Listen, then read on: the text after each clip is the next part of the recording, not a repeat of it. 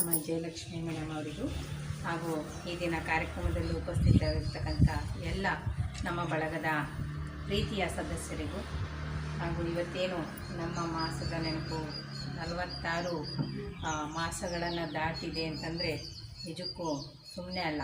ಎಷ್ಟೋ ಕಾರ್ಯಕ್ರಮಗಳು ಆರಂಭದಲ್ಲೇ ಸೋತು ಇಲ್ಲದಂತಾಗಿರೋದನ್ನು ನಾವು ಕಾಣ್ತೇವೆ. ಆದರೆ ನಮ್ಮ ಬಳಗ ಪುಟ್ಟದು, ಸರಳ ಹಾಗೂ ಇಲ್ಲಿ ಸಂಖ್ಯೆ ಮುಖ್ಯವಲ್ಲ, ಇಲ್ಲಿರ್ತಕ್ಕಂಥ ಮೌಲ್ಯ ಮುಖ್ಯ ಅಂತ ಅನ್ನೋದು ನಮ್ಮ ಒಂದು ಬಳಗದ ಒಂದು ಉದ್ದೇಶ ಮತ್ತು ನಾವೆಲ್ಲ ಅಂದ್ಕೊಂಡಿರೋದು ಹಾಗಾಗಿ ಈ ದಿನ ನನಗೆ ಪ್ರೇಮ ಪ್ರಶಾಂತ್ ತಮ್ಮ ತಂದೆಯನ್ನು ಕುರಿತಾದಂತಹ ಪುಸ್ತಕವನ್ನು ಕೊಟ್ಟಾಗ ತಗೊಂಡೋಗಿ ಮನೆಗೆ ಇಟ್ಟಿದ್ದೆ. 2ನೇ ದಿನಕ್ಕೆ ಪೂಜ್ಯ ಪಿತಾ ಅಂತಕ್ಕಂಥ ಒಂದು ಹೆಸರು ನನ್ನನ್ನು ಭಾರಿ ಕಾಡ್ಬಿಡ್ತು. ಯಾಕೆಂದರೆ ನಾನು ಕೂಡ ನನ್ನ ತಂದೆನ ನಾನು 10ನೇ ತರಗತಿ ಇದ್ದಾಗ, ಇನ್ನು 10ನೇ ತರಗತಿ ಅಭ್ಯಾಸದಲ್ಲಿದ್ದಾಗ ನಾನು ನನ್ನ ತಂದೆಯನ್ನು ಕಳ್ಕೊಡ್ತೀನಿ. ಆವಾಗ ಅವರ ಒಂದು ನೆನಪಲ್ಲಿ ನಾನೊಂದು 10ನೇ ತರಗತಿಯಲ್ಲೇ ಇದ್ದಾಗ ಒಂದು ಕವಿತೆಯನ್ನು ಬರೆದೆ. ಅದರ ಒಂದು ಶೀರ್ಷಿಕೆ ಕೂಡ ಪೂಜ್ಯ ಪಿತಾ ಅಂತ. ಪೂಜ್ಯ ಪಿತಾ, ನೀ ನನ್ನ ಜನ್ಮದಾತ, ನೀ ಕಲಿಸಿದ ನುಡಿಮುತ್ತುಗಳು ನನ್ನಲ್ಲಿ ಚಿರ ಶಾಶ್ವತ, ಆ ರೀತಿ ಒಂದು ಧಾಟಿಯಲ್ಲಿ ಒಂದು ಕವಿತೆಯನ್ನು ಬರೆದಿದ್ದೆ ಅವರದೇ ನೆನಪಲ್ಲಿ. ಅದು ನನಗೆ ತುಂಬ ಕಾಡ್ಬಿಡ್ತು. ಮತ್ತು ಆ ಮುಖಪುಟದಲ್ಲಿರ್ತಕ್ಕಂಥ ಅವರ ತಂದೆಯವರ ಒಂದು ಮುಖಭಾವ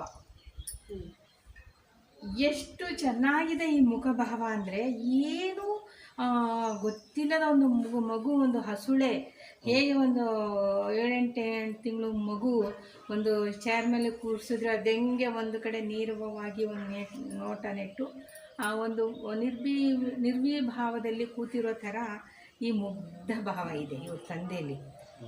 ಆದರೆ ಆ ಮುಗ್ಧ ಜೀವದಲ್ಲಿ ಅದೆಂತಹ ಅಗಾಧವಾದ ಚೈತನ್ಯ ಇತ್ತು, ಅಂತರ್ಶಕ್ತಿ ಇತ್ತು ಅನ್ನೋದು ಸಾಮಾನ್ಯ. ನಾವು ಅವರ ತಂದೆನ ನಾವೇನು ಜಾಸ್ತಿ ಭೇಟಿಯಾಗಿರಲಿಲ್ಲ, ಏನಿಲ್ಲ, 1-2 ಸರಿ ನೋಡಿದ್ದಷ್ಟೇ. ಆವಾಗ ನಾನು ಅದನ್ನು ಊಹಿಸ್ಕೊಂಡೆ, ಎಂಥ ಶಕ್ತಿ ಇತ್ತು ಇವರಲ್ಲಿ ಅಂತಕ್ಕಂಥದ್ದು. ಆದರೆ ಏನು ಇಲ್ದಂಗೆ ಎಷ್ಟು ಮುಗ್ಧವಾಗಿ ಕೂತಿದ್ದಾರೆ. ಅದಕ್ಕೆ ಹೇಳೋದು, ತುಂಬಿದು ಕೂಡ ತುಳ್ಕೋದಿಲ್ಲ ಅಂತ. ನಾವು ಯಾರಿಗಾದ್ರೂ ನೋಡಿದ ತಕ್ಷಣ ಯಾವುದೇ ರೀತಿ ಜಡ್ಜ್ ಮಾಡೋಕ್ಕೆ ಸಾಧ್ಯ ಇಲ್ಲ, ಆಗೋದಿಲ್ಲ. ನೋಡಿದ ತಕ್ಷಣ ಈ ವ್ಯಕ್ತಿ ಏನಿಲ್ಲ, ಸುಮ್ಮನೆ ಕೂತಿರ್ತೇವೆ ಒಂದು ಕಡೆ, ಏನೂ ಇಲ್ಲ ಅನ್ನೋ ಥರ ಒಂದು ಅಂದ್ಕೊಂಡ್ಬಿಡ್ತೀವಿ. ಆದರೆ ನಮ್ಮ ಊಹೆ ತಪ್ಪು.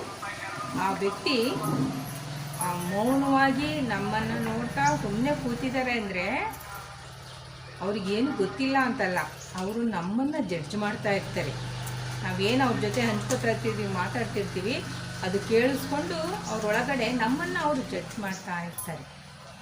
ಆ ರೀತಿ ನಾವು ಕೆಲವ್ರನ್ನ ಬಹಳ ಸುಲಭವಾಗಿ ನಾವು ಯಾರನ್ನು ಇವ್ರಿಗೆ ಹೀಗೆ ಅಂತ ಜಡ್ಜ್ ಮಾಡೋಕ್ಕಾಗೋದಿಲ್ಲ. ನಮಗೇನಿಲ್ಲ, ಪ್ರೇಮ ಅವ್ರ ತಂದೆ ಅಷ್ಟೇ. ಆದರೆ ಈ ಕೃತಿಯನ್ನು ಓದಿದಾಗ ಇದರಲ್ಲಿ ಕಿಟ್ಟಪ್ಪನ ಮಕ್ಕಳು ಏನೋ ಇವರು ಬರೆದಿದ್ದಾರೆ. ನಮ್ಮ ಪ್ರೇಮ 3 ಜನ ಹೆಣ್ಮಕ್ಳು ಸೇರಿ ಅವರಿಗೆ ಟೈಟ್ಲ್ ಕೊಟ್ಟಿರೋದು. ನಿಜವಾಗ್ಲೂ ಕಿಟ್ಟಣ್ಣನ ಮಕ್ಕಳು 3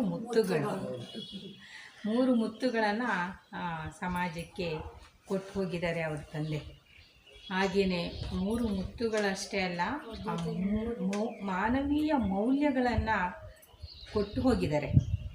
ಅವರು ಮಕ್ಕಳಿಗಾಗಿ ಸಂಪತ್ತು ಮಾಡಿಲ್ಲ. ನಾನು ಈ ಕೃತಿ ಓದಿದಾಗ ನನಗನ್ಸಿತ್ತು, ಸಂಪತ್ತು ಮಾಡಿಕೊಡ್ಲಿಲ್ಲ, ಇಲ್ಲ ಮಕ್ಕಳಿಗೋಸ್ಕರ ಲಕ್ಷಗಟ್ಟಲೆ ಲಕ್ಷಗಟ್ಟಲೆ ದುಡ್ಡು ಮಾಡಿ, ಆಸ್ತಿ ಮಾಡಿ, ಸೈಟ್ಗಳು ಮಾಡಿ, ಮನೆಗಳು ಕಟ್ಟಿ ಬಿಟ್ಟೋಗಿಲ್ಲ. ಅವರು ಆ ಮಕ್ಕಳಲ್ಲಿ ಆ ಮೌಲ್ಯಗಳನ್ನು, ಅದೆಲ್ಲಕ್ಕಿಂತ ಹಣ ಸಂಪತ್ತು ಎಲ್ಲಕ್ಕಿಂತ ಮಿಗಿಲಾದಂತಹ ಮೌಲ್ಯಗಳನ್ನು ಕೊಟ್ಟು ಹೋಗಿದ್ದಾರೆ ಆ ತಂದೆ.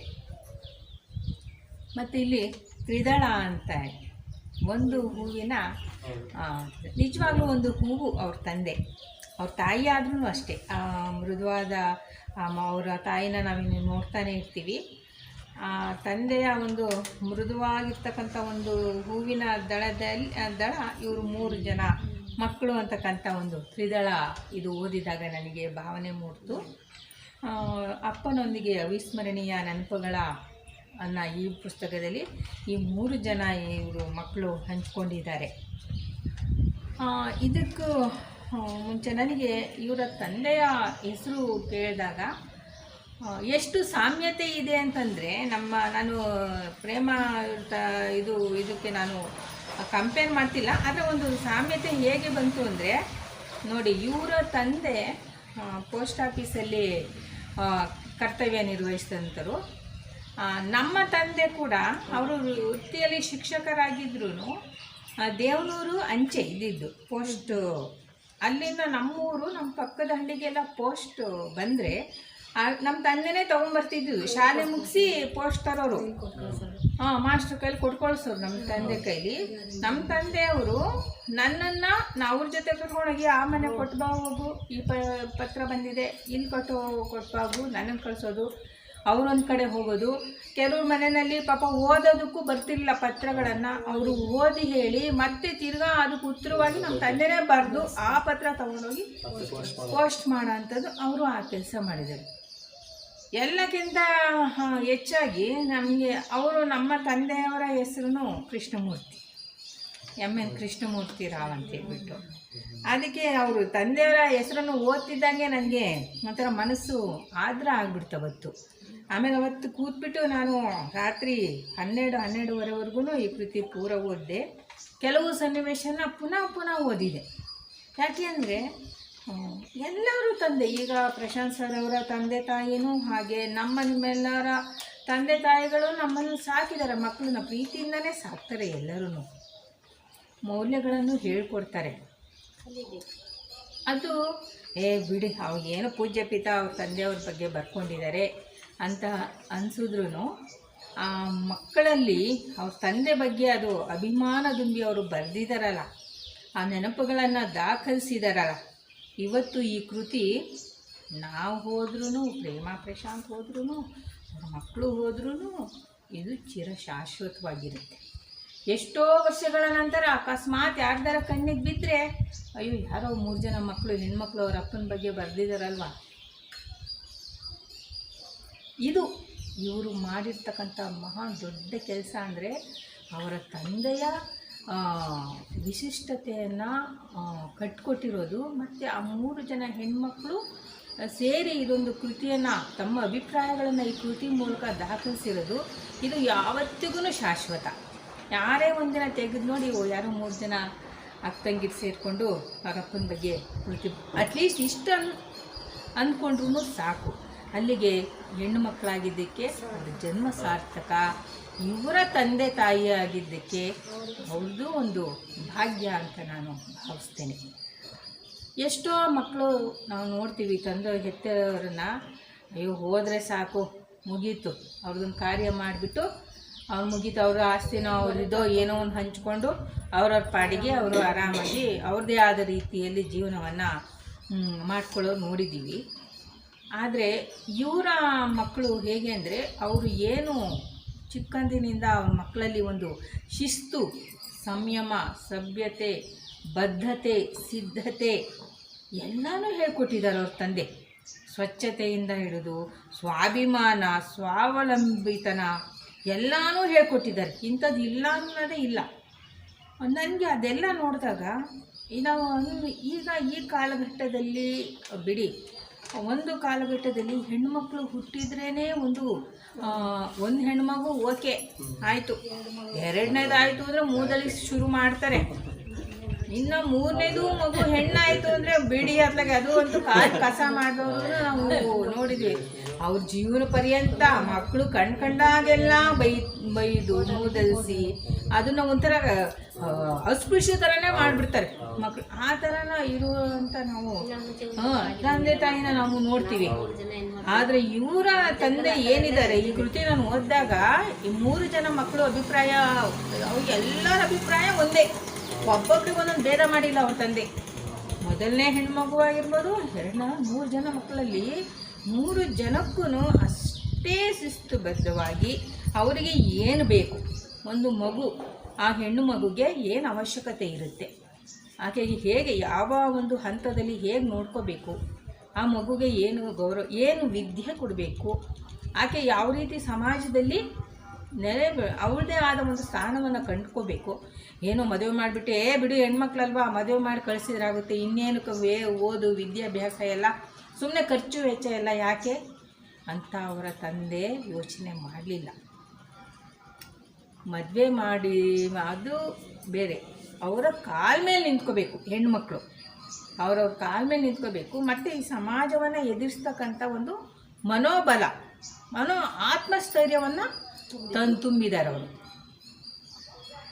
ಆತ್ಮಸ್ಥೈರ್ಯವನ್ನು ತುಂಬಿದ್ದಾರೆ. ಮಕ್ಕಳ, ನೀವು ಹಿಂಗಿದ್ರೆ ಹೀಗಿರುತ್ತೆ ಸಮಾಜ, ನಾವು ಏನೇ ಮಾಡಿದ್ರೂ ಪ್ರಾಮಾಣಿಕವಾಗಿರಬೇಕು. ಪ್ರಾಮಾಣಿಕವಾಗಿದ್ದಾಗ ಯಾರು ಏನೂ ಮಾಡೋಕ್ಕಾಗಲ್ಲ.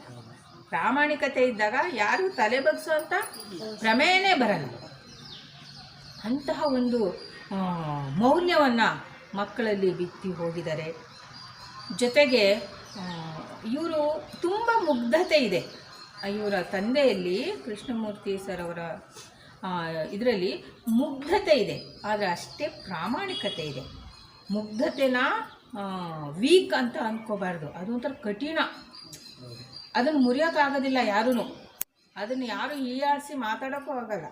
ಪ್ರಾಮಾಣಿಕತೆ, ಮುಗ್ಧತೆ ಮತ್ತು ನಿಷ್ಠೆಯನ್ನು ಯಾರೂ ಸಹ ನಾವು ಇದು ಮಾಡೋಕ್ಕೆ ಆಗೋದಿಲ್ಲ. ಅಂತಹ ಒಂದು ಮೌಲ್ಯಗಳನ್ನು, ಅಂಥ ವಿಚಾರಗಳನ್ನು ಮಕ್ಕಳಲ್ಲಿ ತುಂಬೋಗಿದ್ದಾರೆ. ಆ ಮಕ್ಕಳು 3 ಜನ ಬರೆದಂತಹ ಬರಹಗಳು ಅವರನ್ನು ಹೇಗೆ ಅವ್ರ ತಂದೆ ಮಾರ್ಪಾಡು ಅವ್ರ ಜೀವನವನ್ನು ಮಾಡಿದರು, ಅವ್ರ ಜೀವನವನ್ನು ಕಟ್ಕೊಟ್ಟಿದ್ರು ಅನ್ನೋದನ್ನು ನೋಡಿದಾಗ ನನಗೆ ಅನಿಸಿದ್ದು, ಒಬ್ಬೊಬ್ಬ ಹೆಣ್ಮಗಳು ಒಂದೊಂದು ಸಮಾಜದಲ್ಲಿ ಒಂದೊಂದು ಸ್ಥಾನವನ್ನು ತಗೊಂಡು ಅವರು ಜೀವನವನ್ನು ಮಾಡ್ತಾಯಿದ್ದಾರೆ ಅಂತಂದರೆ ನಿಜಕ್ಕೂ ಅವರು ಗ್ರೇಟ್ ಅಂತ ನನಗೆ ಅನ್ನಿಸ್ತು. ಹಾಗೆ ಇವರ ಮಕ್ಕಳ ಬಗ್ಗೆ ಹೇಳಬೇಕು ಅಂದರೆ, ಕೃಷ್ಣಮೂರ್ತಿ ಸರ್ ಅವರ ಪತ್ನಿ ವಿಜಯ ಅವರು ನಮ್ಮ ಕಾರ್ಯಕ್ರಮದ ಸದಸ್ಯರು, ಹಿರಿಯ ಸದಸ್ಯರು. ಅವ್ರು ಯಾವಾಗಲೂ ಬರ್ತಾ ಇರ್ತಾರೆ. ಏನಾದರೂ ಒಂದು ಕ್ರಿಯಾಶೀಲವಾಗಿ ಇಲ್ಲಿ ಕಾರ್ಯಕ್ರಮದಲ್ಲಿ ಇದ್ರೂ ಅವ್ರು ಏನಾದರೂ ಒಂದು ಚಟುವಟಿಕೆ, ಹೂವು ಕಟ್ಟೋದು ಅಥವಾ ಬತ್ತಿ ಹೊಸೆಯೋದು, ಅವರನ್ನು ನೋಡಿ ನಾವು ಕಲಿಬೇಕಾಗಿದ್ದು ತುಂಬ ಇದೆ. ಒಟ್ಟಾರೆ ಕರಕುಶಲ ಕಲೆ ಅವ್ರಿಗೆ ಇದೆ ಅಂತ ನಾನು ಹೇಳಬಲ್ಲೆ. ಹಾಗೆ ಇವರ ಕೃಷ್ಣಮೂರ್ತಿ ಸರ್ ಅವರ ಮೊದಲ ಮಗಳು ಸುಮಾಕೆ ಇವರಿಗೆ ಕಿಕ್ಕೇರಿಗೆ ಕೊಟ್ಟಿದೆ. ಇವರು ವೃತ್ತಿಯಲ್ಲಿ ಶಿಕ್ಷಕಿ. ಪತಿ ಪರಮೇಶ್ವರಯ್ಯ ಇವರು ಕೂಡ ಶಿಕ್ಷಕರು. ಇವರ ಮಕ್ಕಳು ಸ್ಫೂರ್ತಿ ಹಾಗೂ ಸೂರ್ಯ.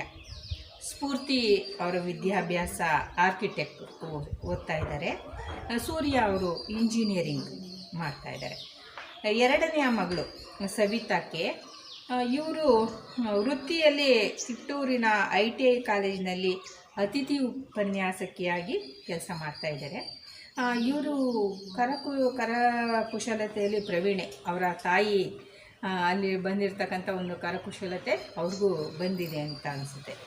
ಹಾಗೆ ಇವರ ಪತಿ ಅದೇ ಚಿತ್ತೂರಿನ ಹತ್ತಿರ ಹೊನ್ನವಳ್ಳಿಯವರು ರಾಮಕೃಷ್ಣಯ್ಯನವರು. ಇವರಿಗೆ ಒಬ್ಬಳೇ ಮಗಳು ಅನುಷಾ.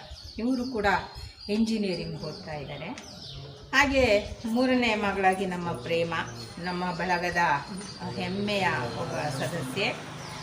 ಇವರು ಕೂಡ ವೃತ್ತಿಯಲ್ಲಿ ಶಿಕ್ಷಕಿಯಾಗಿ, ಪ್ರವೃತ್ತಿಯಲ್ಲಿ ಸಾಹಿತ್ಯ, ಸಾಂಸ್ಕೃತಿಕ, ಸಾಮಾಜಿಕ, ಹೀಗೆ ಇನ್ನೂ ಹಲವಾರು ಕ್ಷೇತ್ರದಲ್ಲಿ ತಮ್ಮನ್ನು ತೊಡಗಿಸಿಕೊಂಡು ಸುಕೃಪೆ ಸುಂಡಳ್ಳಿ ಕೃಷ್ಣಮೂರ್ತಿಯವರ ಮಗಳು ಪ್ರೇಮ ಎಂದು ಗುರುತಿಸಬಹುದಾದಂತಹ ಅತ್ಯಂತ ಹೆಮ್ಮೆಯಿಂದ, ಅಷ್ಟೇ ಪ್ರೀತಿಯಿಂದ ಸುಕೃಪೆ ಅಂತ ಕಾವ್ಯನಾಮವನ್ನು ಇಟ್ಕೊಂಡಿದ್ದಾರೆ. ಇದೊಂದೇ ಸಾಕು ತಮ್ಮ ಹೆಸರನ್ನು ಉಳಿಸ್ಕೊಂಡಿದ್ದಕ್ಕೆ. ಸುಕೃಪೆ ಅಂದರೆ ಅಲ್ಲಿ ಅವರ ಅಪ್ಪಾಜಿ ಹೆಸರು, ಅವ್ರ ಹುಟ್ಟೂರು, ಅವ್ರ ತವರೂರಿನ ಪ್ರೀತಿ, ತಂದೆ ಮೇಲಿನ ಮಮತೆ ಎಲ್ಲನೂ ಸೇರಿ ಅದು ಪ್ರೇಮ ಅನ್ನೋ ಥರ ಸುಕೃಪೆ ಅಂತಕ್ಕಂಥ ಒಂದು ಕಾವ್ಯನಾಮ. ತುಂಬ ಇಷ್ಟವಾದಂತಹ ಇದು ಕಾವ್ಯನಾಮ ಇವರು ಇಟ್ಕೊಂಡಿದ್ದಾರೆ. ಪತಿ ಪ್ರಶಾಂತ್ ಅಗ್ರಹಾರ ನಮ್ಮ ಬಳಗದ ಅತ್ಯಂತ ಪ್ರೀತಿಯ, ಹೆಮ್ಮೆಯ, ಮಮತೆಯ ಒಬ್ಬ ಸದಸ್ಯ. ಇವರು ಸಹ ವೃತ್ತಿಯಲ್ಲಿ ಶಿಕ್ಷಕರಾಗಿ ಪ್ರವೃತ್ತಿಯಲ್ಲಿ ಸಾಹಿತ್ಯ ಕೃಷಿ, ಇನ್ನೂ ಹಲವಾರು ಕೃಷಿಯ ಒಂದು ಚಟುವಟಿಕೆಯನ್ನು ಇಟ್ಕೊಂಡಿರ್ತಕ್ಕಂಥವ್ರು. ಹಾಗೆ ಮಕ್ಕಳು ಪ್ರಜ್ಞಾ ಹಾಗೂ ಪ್ರಣತಿ ನಮ್ಮ ಬಳಗದ ಹೆಮ್ಮೆಯ ಪುಟಾಣಿಗಳು.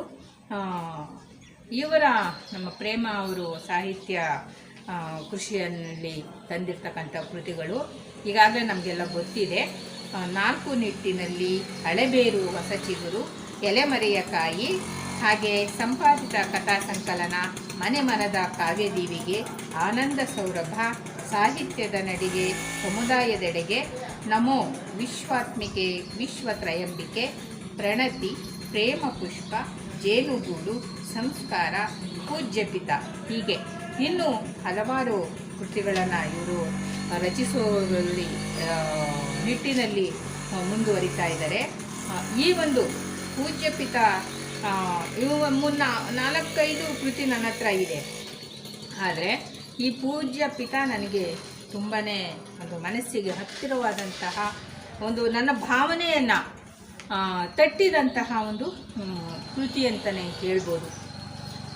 ಇವರ ತಂದೆ ಯಾಕೆ, ಏನು ವಿಶೇಷತೆ, ನಾನು ಯಾಕೆ ಇವ್ರ ತಂದೆ ಬಗ್ಗೆ ಮಾತಾಡಬೇಕು ಅಂತಂತ ಅನ್ನಿಸ್ತು ಅಂತಂದರೆ, ನಾನು ಈ ಕೃತಿ ವಿಮರ್ಶೆ ಅಂತ ಏನೂ ಇಲ್ಲ, ಇಲ್ಲಿ ವಿಮರ್ಶೆ ಮಾಡಲಿಕ್ಕೆ ಏನೂ ಇಲ್ಲ. ಪ್ರೀತಿ ಮಮತೆ ವಾತ್ಸಲ್ಯ ಇದ್ದ ಕಡೆ ವಿಮರ್ಶೆ ಅಗತ್ಯನೇ ಇಲ್ಲ. ಇವೆಲ್ಲ ಪ್ರೀತಿ ಮಮತೆ ವಾತ್ಸಲ್ಯ ಅನ್ನೋದು ನಾವು ತೊಟ್ಲಲ್ಲಿದ್ದಾಗ, ಅಮ್ಮನ ಮಡ್ಲಲ್ಲಿದ್ದಾಗನೇ ನಮ್ಮ ಜೊತೆ ಹುಟ್ಟಿ ಬೆಳೆದಂಥವು. ಇವುಗಳ ಬಗ್ಗೆ ವಿಮರ್ಶೆ ಮಾಡೋಕ್ಕೆ ಇನ್ನೂ ಯಾರೂ ಗೊತ್ತಿಲ್ಲ, ವಿಮರ್ಶೆ ಮಾಡೋದೂ ಇಲ್ಲ. ಯಾಕೆ ಅಂತಂದರೆ ಅಂತಹ ಕೃತಿ ಇದು. ಎಲ್ಲರಿಗೂ ಅಷ್ಟೆ, ತಂದೆ ತಾಯಿ ಅಂತಂದರೆ ಅದದೇ ಆದಂತಹ ಬಾಂಧವ್ಯ ನಿಮ್ಮೆಲ್ಲರಲ್ಲೂ ಇರುತ್ತೆ. ಅದ್ರ ಬಗ್ಗೆ ನಾವು ಯಾರೂ ಇದು ಹೀಗಿದೆ ಅಂತ ಇದ್ರ ಬಗ್ಗೆ ಚರ್ಚೆ ಮಾಡೋವಂಥ ಅವಶ್ಯಕತೆ ಇಲ್ಲ. ಇದನ್ನೇನಾದರೂ ನಾವು ಮಾಡಬೇಕಂದ್ರೆ ಭಾವಿಸ್ಬೇಕಷ್ಟೆ. ಇದರಲ್ಲಿರ್ತಕ್ಕಂಥ ಭಾವಸ್ಫುರಣ ಇದೆಯಲ್ಲ, ಏನು ಮಮತೆ ವಾತ್ಸಲ್ಯ ಅಂತಕ್ಕಂಥ ತಂದೆಯ ಪ್ರೀತಿ ಅದೇನಿದೆಯಲ್ಲ, ಅದನ್ನು ನಾವು ಭಾವಿಸ್ಬೇಕಷ್ಟೇ. ಆ ಭಾವಸ್ಫುರಣ ಅಂತಕ್ಕಂಥದ್ದು ನಮಗೆ ಬೇಕು. ಹಾಗಾಗಿ ಈ ಕೃತಿಯ ಬಗ್ಗೆ ನನಗೆ ಮಾತಾಡಲಿಕ್ಕೆ ಅಂತ ಅನ್ನಿಸ್ತು. ಅದಕ್ಕೆ ಸರ್ಗೆ ನಾನು ಈ ಕೃತಿ ಬಗ್ಗೆ ನನ್ನದೇ ಆದಂಥ ಒಂದೆರಡು ಮಾತನ್ನು ಹಂಚ್ಕೋತೀನಿ ಅಂತ ಹೇಳಿದ್ದೆ. ನಾನು ಆವಾಗಲೇ ಹೇಳಿದೆ, ಇವ್ರ ತಂದೆ ಸ್ವಚ್ಛತೆ ಮತ್ತು ಸ್ವಾಸ್ಥ್ಯದ ಬಗ್ಗೆ ತುಂಬ ಒಂದು ಕೇರ್ ಅಂತೀವಲ್ಲ ಇತ್ತು. ನಮ್ಮ ಆರೋಗ್ಯ ಮತ್ತು ನಮ್ಮ ಮನೆ ಸ್ವಚ್ಛವಾಗಿರಬೇಕು, ಮತ್ತು ಆರೋಗ್ಯ ಚೆನ್ನಾಗಿರಬೇಕು, ಮತ್ತು ಅಷ್ಟೇ ಸ್ವಚ್ಛವಾಗಿರಬೇಕು, ಮನಸ್ಸಾಗಲಿ ಮನೆ ಆಗಲಿ ಸ್ವಚ್ಛವಾಗಿರಬೇಕು ಅಂತಕ್ಕಂಥದ್ದು. ಇವ್ರು ಏನು ಮಾಡ್ತಿದ್ರು ಅಂತಂದರೆ, ಇವರು ಮೊದಲಿಗೆ ಹಿರಿಯ ಮಗಳು ಬರೆದಿದ್ದಾರೆ. ಫಸ್ಟು ಹಿರಿಯವರು ಯಾರು, ಸುಮಾ ಅವರು ಫಸ್ಟ್ ಬರ್ಕೊಂಡಿದ್ದಾರೆ ವಿಚಾರಗಳನ್ನು. ನಾನು ಹಾಗೆ ಹೇಳ್ತಾ ಹೋಗ್ತೀನಿ, ನನಗೆ ಯಾವ್ಯಾವುದು ಇಷ್ಟ ಆಯಿತು ಆ ಥರ ಹೇಳ್ತೀನಿ. ಸುಮಾ ಅವರು ಬರೀತಾರೆ, ಅವರು ಯಾವಾಗಲೂ ಅವ್ರ ತಂದೆ ಹೇಳ್ತಾರೆ ಬೆಳಿಗ್ಗೆ ಬೇಗ ಏಳಬೇಕು ಅಂತಂದ್ರೆ ಅವ್ರ ತಂದೆಯವರ ಒಂದು ಶಿಸ್ತು.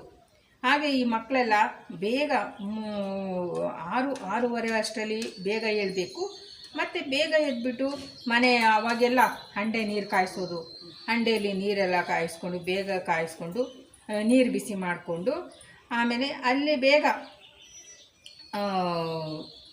ಬೆಳಗ್ಗೆ ಏನೇನು ಹಲ್ಲು ಉಜ್ಕೊಳ್ಳೋದು, ಮುಖ ತೊಳ್ಕೊಳ್ಳೋದು ಇಂಥದ್ದೆಲ್ಲ ಮಾಡಿಕೊಂಡು ಬೇಗ ಬರಬೇಕು. ಸ್ವಲ್ಪ ಏನಾದ್ರೂ ಇರಲಿ ಅಂತಂತ ಹೇಳ್ಬಿಟ್ಟು ಏನಾದ್ರೂ ಇವತ್ತೇನು ಒಂದಿನ ಮುಖ ತೊಳೆದಿದ್ರೆ ಏನಾಗುತ್ತೆ, ಕೈಕಾಲು ಮುಖ ತೊಳೆದಿದ್ರೆ ಏನಾಗುತ್ತೆ, ಹೀಗೆ ಹೇಳಿ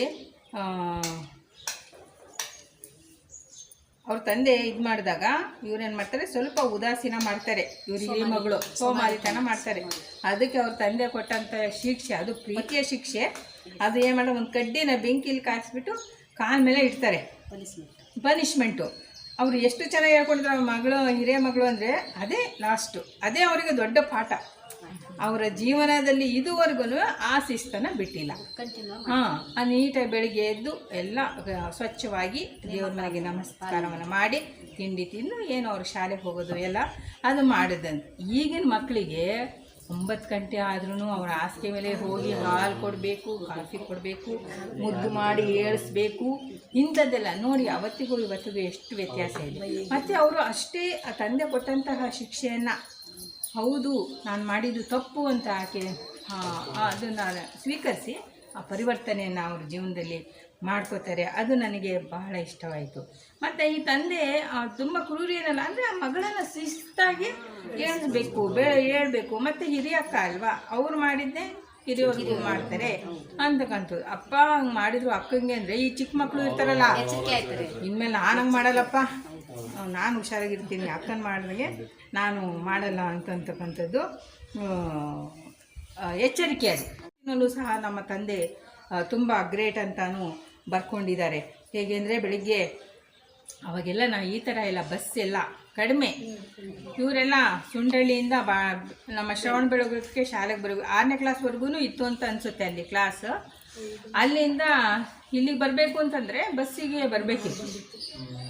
ಅದು ಬಸ್ಸು ನೋಡಬೇಕಲ್ಲ, ಇದ್ದಿದ್ದು ಒಂದೊಂದೇ ಬಸ್ಸು. ಅಲ್ಲಿಂದನೂ ಹತ್ಕೊಂಡು ಫುಲ್ ರಶ್ ಆಗಿ ಬಂದರೆ ಇವರೆಲ್ಲ 10 ವರ್ಷದಲ್ಲಿ ಅವ್ನು ಬಸ್ಸೇ ನಿಲ್ಲಿಸ್ತಿರ್ಲಿಲ್ವಂತೆ, ಅವನು ಬಂದುಬಿಡೋನು. ಈ ಮಕ್ಕಳು ಹೆಂಗೆ ಸ್ಕೂಲು ಟೈಮಿಗೆ ಬರೋಕ್ಕಾಗುತ್ತೆ ಶಾಲೆಗೆ? ಎಷ್ಟೋ ದಿನ ನಡ್ಕೊಂಡು ಬಂದು ಏಟು ತಿಂದಿದ್ದಾರೆ. ಅದು ನಮಗೂ ಅನುಭವ ಇದೆ. ಚಿಕ್ಕದ್ರಲ್ಲಿ 7-8 ಕಿಲೋಮೀಟ್ರು ಬಸ್ ಇಲ್ಲದೆ ನಡ್ಕೊಂಡ್ಬಂದು ಲೇಟಾಗಿ ಹೊಡ್ತಾ ತಿಂದಿದ್ದು. ಅದನ್ನೆಲ್ಲ ನೋಡಿ ಅವ್ರ ತಂದೆ ಆ ಕಾಲಕ್ಕೆ ಅವರು ಹೆಣ್ಮಕ್ಳಿಗೆ ಸೈಕಲನ್ನು ಕೊಡಿಸಿದ್ದಾರೆ. ಸೈಕಲ್ ಕೊಡಿಸಿ, ಆ ಸೈಕಲನ್ನು ಕೊಡಿಸಿದ್ದಷ್ಟೇ ಅಲ್ಲ, ಆ ಮಕ್ಕಳಿಗೆ ಅದನ್ನು ಹೇಗೆ ಬಳಸಬೇಕು ಮತ್ತು ಹೇಗೆ ಸ್ವಚ್ಛವಾಗಿ ಇಟ್ಕೋಬೇಕು. ಅದೇನಾದ್ರೂ ಸ್ವಲ್ಪ ಕೈ ಕೊಟ್ಟರೆ ಏನಾದ್ರೂ ಪಂಚರ್ ಆಗೋದು ಅಥವಾ ಇನ್ನೇನೋ ಆಗೋದನ್ನು ಅದನ್ನೇ ಹೇಗೆಲ್ಲ ರೆಡಿ ಮಾಡ್ಕೋಬೇಕು, ಮತ್ತು ತಾವೇ ಅದರ ಮುತುವರ್ಜಿ ವಹಿಸಿ ಅವ್ರ ತಂದೆಯವರು ಅದನ್ನು ರೆಡಿ ಮಾಡಿ ಕೊಡ್ತಾ ಇದ್ರಂತೆ. ಅಷ್ಟು ಮಾಡಿ ಇಂಥದ್ದು ಬರ್ತಾ ಇಲ್ಲ ಅನ್ನೋಂಗೆ ಇಲ್ಲ ಇವ್ರ ತಂದೆಯವ್ರಿಗೆ. ಎಲ್ಲಾನು ಕಲ್ತಿದ್ದಾರೆ ಅವರು. ಎಲ್ಲಾನು ವಿಚಾರಗಳು ಸಹ ಅವ್ರಿಗೆ ಮತ್ತು ಅವರಲ್ಲಿ ಮನೆಗೆ ಬರ್ತಾನ. ಅವರೇನು ಶ್ರೀಮಂತರಲ್ಲ, ಆಗಿನ ಕಾಲಕ್ಕೆ ಪೋಸ್ಟ್ ಆಫೀಸ್ ಕೆಲಸ ಅಂದರೆ ಏನು ಮಹಾ. ಮತ್ತು ಅವರು ಏನು ದೇವಸ್ಥಾನದಲ್ಲಿ ಒಂದು ಅರ್ಚಕರಾಗಿದ್ದರು. ಮತ್ತು ಒಂದು ಪುಟ್ಟ ತೋಟ ಅದರಲ್ಲಿ ಮಾಡ್ತಕ್ಕಂಥ ಕೆಲಸ. ಒಟ್ಟಾರೆ ವ್ಯವಸಾಯ ಅಂತ ಇದೆ, ತೋಟ ಇತ್ತು, ಜೊತೆಗೆ ಈ ಅರ್ಚಕರಾಗಿದ್ದರು, ಜೊತೆಗೆ ಈ ಪೋಸ್ಟ್ ಆಫೀಸು ಇದೊಂದು ಕೆಲಸ. ಇವೆಲ್ಲ ನೋಡಿ, ಇದೆಲ್ಲದರ ಮಧ್ಯದಲ್ಲಿ ಮನೆಯನ್ನು ಗಮನಿಸೋದು, ಮಕ್ಕಳನ್ನು ಗಮನಿಸೋದು. ಇನ್ನು ಹೆಂಗೆ ಒಬ್ಬ ಪಿತ ನಾವು ಹೇಳ್ತೀವಿ ಅಮ್ಮ ಗ್ರೇಟು, ಅಮ್ಮ ಅಂತ ಹೇಳ್ತೀವಿ. ಅಮ್ಮನ ಜೊತೆಗೆ ನಾವು ನಮ್ಮ ತಂದೆನೂ ಕೂಡ ನಾವು ಅಷ್ಟೇ ಸರಿಸಮಾನವಾಗಿ ನಾವು ಭಾವಿಸ್ಬೇಕಾಗುತ್ತೆ. ಅದು ನಮ್ಮೆಲ್ಲರ ಹಿಂದೆ ಇರ್ತಕ್ಕಂಥ ಶಕ್ತಿ. ನಮಗೆ ಗೊತ್ತಾಗಲ್ಲ ಅವ್ರು ಮಾಡೋಂಥ ಕೆಲಸ. ಅವರು ನಮಗೊಂದು ಅವರು ಎಲ್ಲೇ ಇದ್ರೂ ಅವರು ಮನಸ್ಸು ಈಗ ನಮ್ಮ ಮಗಳು ಎಲ್ಲಿದ್ದಾಳೋ, ಬರ್ತಾ ಇದ್ದಾಳೇನೋ, ಇಲ್ಲ ಎಲ್ಲಾರು ಬಿದ್ಲು, ಎದ್ಲು, ಊಟ ಮಾಡಿದ್ಲು, ಮಲಗಿದ್ಲು, ಅವರು ತಂದೆ ಹೇಳ್ಕೊಳ್ಳೋದಿಲ್ಲ, ಬಾಯ್ಬಿಟ್ಟು ಹೇಳ್ಕೊಳ್ಳೋದಿಲ್ಲ. ಈಗ ತಾಯಿ ಆದರೆ ಅಯ್ಯೋ ಬರಲಿಲ್ಲವ ಅಂತ ಅಳ್ತಾ ಕೂತ್ಕೊಂಡ್ಬಿಡ್ಬೋದು. ಆದರೆ ತಂದೆ ಅಷ್ಟು ಒಳಗಡೆ ಆತಂಕ ಇರುತ್ತೆ ಅವ್ರಿಗೆ. ಅಷ್ಟು ಅದಕ್ಕೆ ಒಂಥರ ಅದೇನೋ ಅಂದರೆ ಪಹರೆಗಾರ ಅಂತ ಹೇಳ್ಬೋದು. ತಂದೆನೋ ಒಬ್ಬರನ್ನ ಕಾಪಾಡ್ತಕ್ಕಂಥ, ನಮ್ಮನ್ನೆಲ್ಲ ಕಾಪಾಡ್ತಕ್ಕಂಥ ಒಬ್ಬ ಪಹರೆಗಾರ ಅಂತ ಹೇಳ್ಬೋದು. ಅಂತಹ ಒಂದು ಶಕ್ತಿ ಅವರು. ಆದರೆ ಅಷ್ಟು ಧೈರ್ಯನೂ ತುಂಬಿದ್ದಾರೆ ಮಕ್ಕಳಿಗೆ. ನೋಡಪ್ಪ ಹಿಂಗೆ ಭಾರಿ ಹುಷಾರಾಗಿರಬೇಕು. ಹಾಗೆ ಬಡತನ ಇದ್ರೂ ಪ್ರೀತಿಯಲ್ಲಿ ಇವ್ರ ಮನೇಲಿ ಬಡತನ ಕೊರತೆ ಇಲ್ಲ. ಎಷ್ಟು ನೈಸರ್ಗಿಕವಾಗಿ ಇವರು ಒಂದು ನಿಸರ್ಗದ ಜೊತೆ ಸಂಬಂಧವನ್ನು ಇಟ್ಕೊಂಡಿದ್ದಾರೆ ಈ ತಂದೆ ಮಕ್ಕಳು ಮತ್ತು ತಾಯಿ ಎಲ್ಲ. ಅಂದರೆ ಪ್ರಕೃತಿಯಲ್ಲಿ ಬೆಳೆದಂತಹ ಹಣ್ಣುಗಳು, ಮಾವಿನ ಹಣ್ಣಂತೂ ಸಿಕ್ಕಾಬಟ್ಟೆ ತಿನ್ನಿಸಿದ್ದಾರೆ ಮಕ್ಕಳಿಗೆ ಬಿಡಿ. ಕುಕ್ಕೆಗಟ್ಟಲೆ ಮಾವಿನ ಹಣ್ಣು ತಂದುಬಿಟ್ಟು ಮನೆಯಲ್ಲಿ ಇಟ್ಬಿಟ್ಟು ಈ 3 ಜನಕ್ಕೂ ತಿನ್ಸಿ. ಅದಕ್ಕೆ ಇವರೆಲ್ಲ ಮಾವಿನ ಹಣ್ಣು ಥರ ಇರೋದು.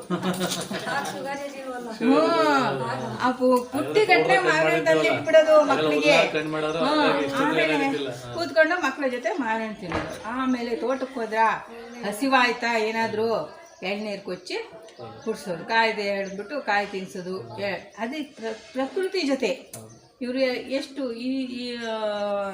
ಈಗಲೂ ಸಹ ಅದಕ್ಕೆ ಅವರು ಪ್ರಕೃತಿ ಜೊತೆ ಜಾಸ್ತಿ ಪ್ರೀತಿ ಇರ್ತಕ್ಕಂಥದ್ದು. ಆ ಥರ ಬಡತನ. ಆ್ಯಕ್ಚುಲಿ ಪಿಜ್ಜಾ ಬರ್ಗರು ಇವೆಲ್ಲ ತಿಂದರೆ ಆರೋಗ್ಯನೂ ಕೆಡುತ್ತೆ, ದುಡ್ಡು ವೇಸ್ಟು, ಹೌದು. ಇದ್ರು ನೋಡಿ ಮಾವಿನ ಹಣ್ಣು ತಿನ್ ಎಷ್ಟು ಚಂದ.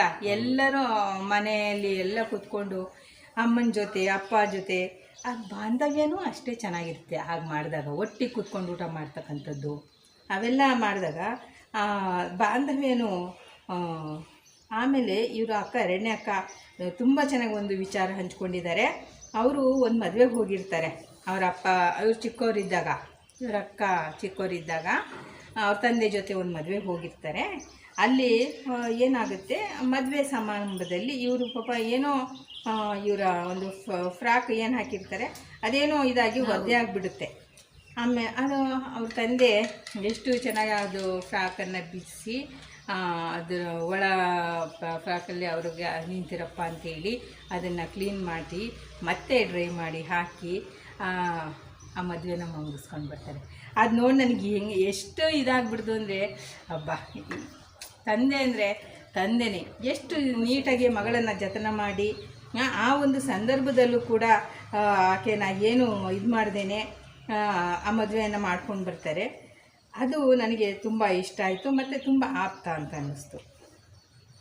ಬರಹ ಅನ್ನೋದು ಅಯ್ಯೋ ಇಷ್ಟು ಎಳಸಾಗಿ ಬರೆದಿದ್ದಾರೆ, ಎಷ್ಟು ಅದಲ್ಲ, ಇದರಲ್ಲಿ ಏನು ಪ್ರೀತಿ ಇದೆ, ಏನು ಭಾವನೆಗಳನ್ನು ನೋಡಬೇಕಾಗುತ್ತೆ. ಕೆಲವು ಕೃತಿಗಳಲ್ಲಿ ನಾವು ಏನು ಬರೆದಿದ್ದಾರೆ ಅದನ್ನು ಯಾವ್ಯಾವುದೋ ಹಂತಕ್ಕೆ ತಗೊಂಡೋಗಿ ನಾವು ಟೆಸ್ಟ್ ಮಾಡೋಕ್ಕಾಗೋದಿಲ್ಲ.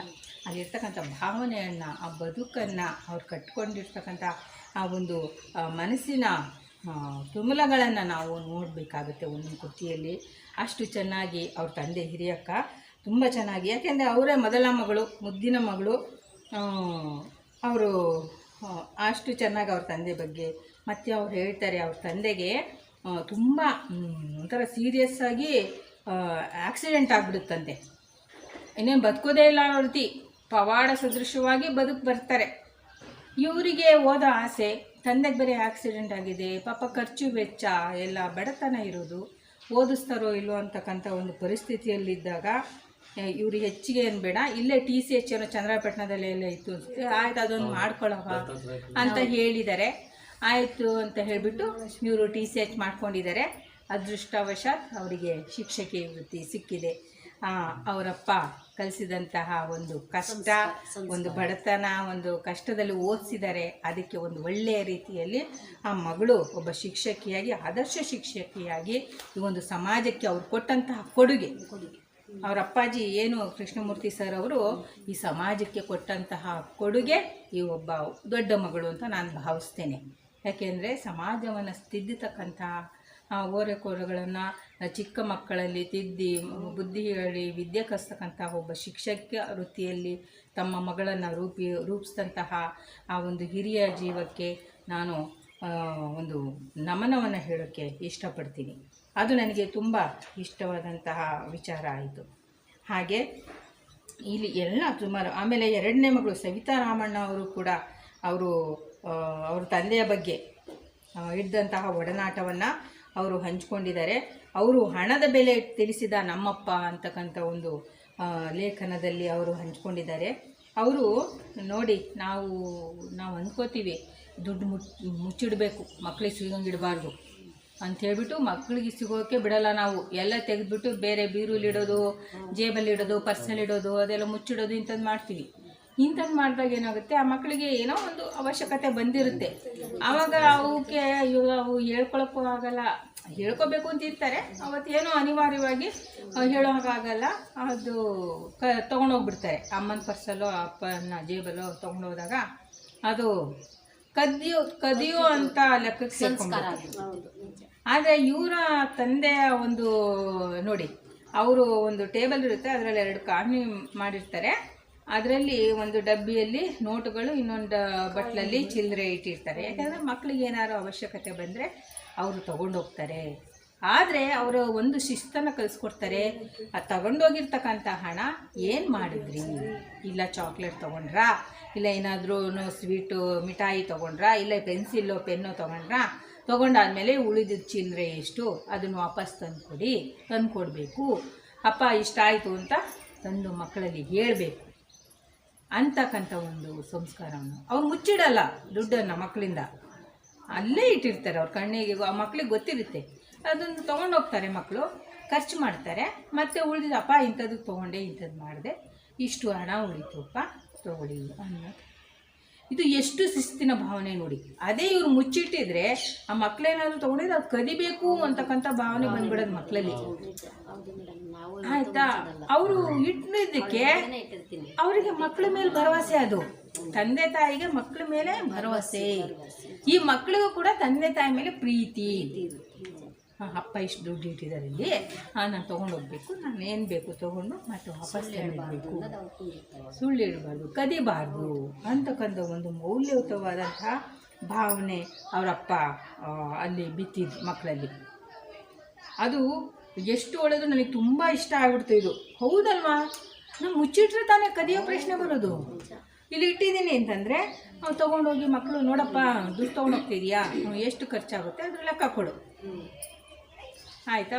ಆಮೇಲೆ ಮಕ್ಳಿಗೆ ಏನಿಸುತ್ತೆ, ನಮ್ಮಪ್ಪ ನಾನು ಖರ್ಚು ಮಾಡಿದ್ರು ಮತ್ತೆ ಅಂದರೆ ಯಾವ್ಯಾವುದಕ್ಕೂ ಬೇಕಾಬಿಟ್ಟಿಯಲ್ಲ, ಅವಶ್ಯಕತೆ ಇರುವಂಥದ್ದಕ್ಕೆ.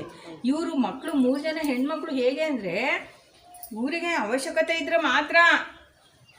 ಇವ್ರು ಯಾವತ್ತೂ ಅದು ಇದು ಶೋಕಿಗಾಗಿ ಏನೂ ಮಾಡಿದವರಲ್ಲ. ನಾನು ಎಲ್ಲೂ ಈ ಕೃತಿಯಲ್ಲಿ ಎಲ್ಲೂ ಕೂಡ ಇವರು ಶೋಕಿಗಾಗಿ ಏನೂ ಮಾಡ್ತಾರಲ್ಲ. ಮತ್ತು ಇವರು 3 ಜನನ ಮಕ್ಕಳನ್ನ ನಾನು 1-2 ಸರಿ ನೋಡಿರ್ಬೇಕಷ್ಟೇ. ಶೋಕಿ ಮಾಡಿದ ಯಾವ ಲಕ್ಷಣವೂ ಇಲ್ಲ. ಶೋಕಿ ಮಾಡಿದವರು ನಡ್ಕೊಳ್ಳೋ ರೀತಿಯೇ ಬೇರೆ.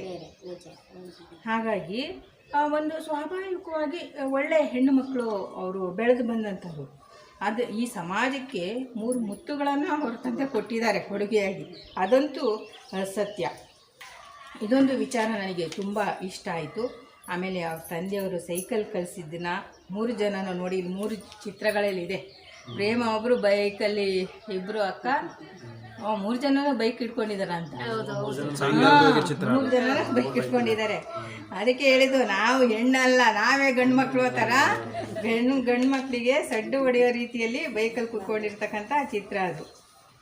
ಹಾಗೆಯೇ ಇನ್ನೂ ಒಂದು ನನಗೆ ತುಂಬ ಆಶ್ಚರ್ಯ ಮತ್ತು ತುಂಬ ಖುಷಿ ಕೊಟ್ಟಂತಹ ವಿಚಾರ ಏನಂತಂದರೆ, ಇವ್ರ ತಂದೆಯಲ್ಲಿ ಒಳ್ಳೆ ತುಂಬ ಔಷಧದ ಒಂದು ಮಾಹಿತಿ ಇತ್ತು ಇವ್ರಿಗೆ.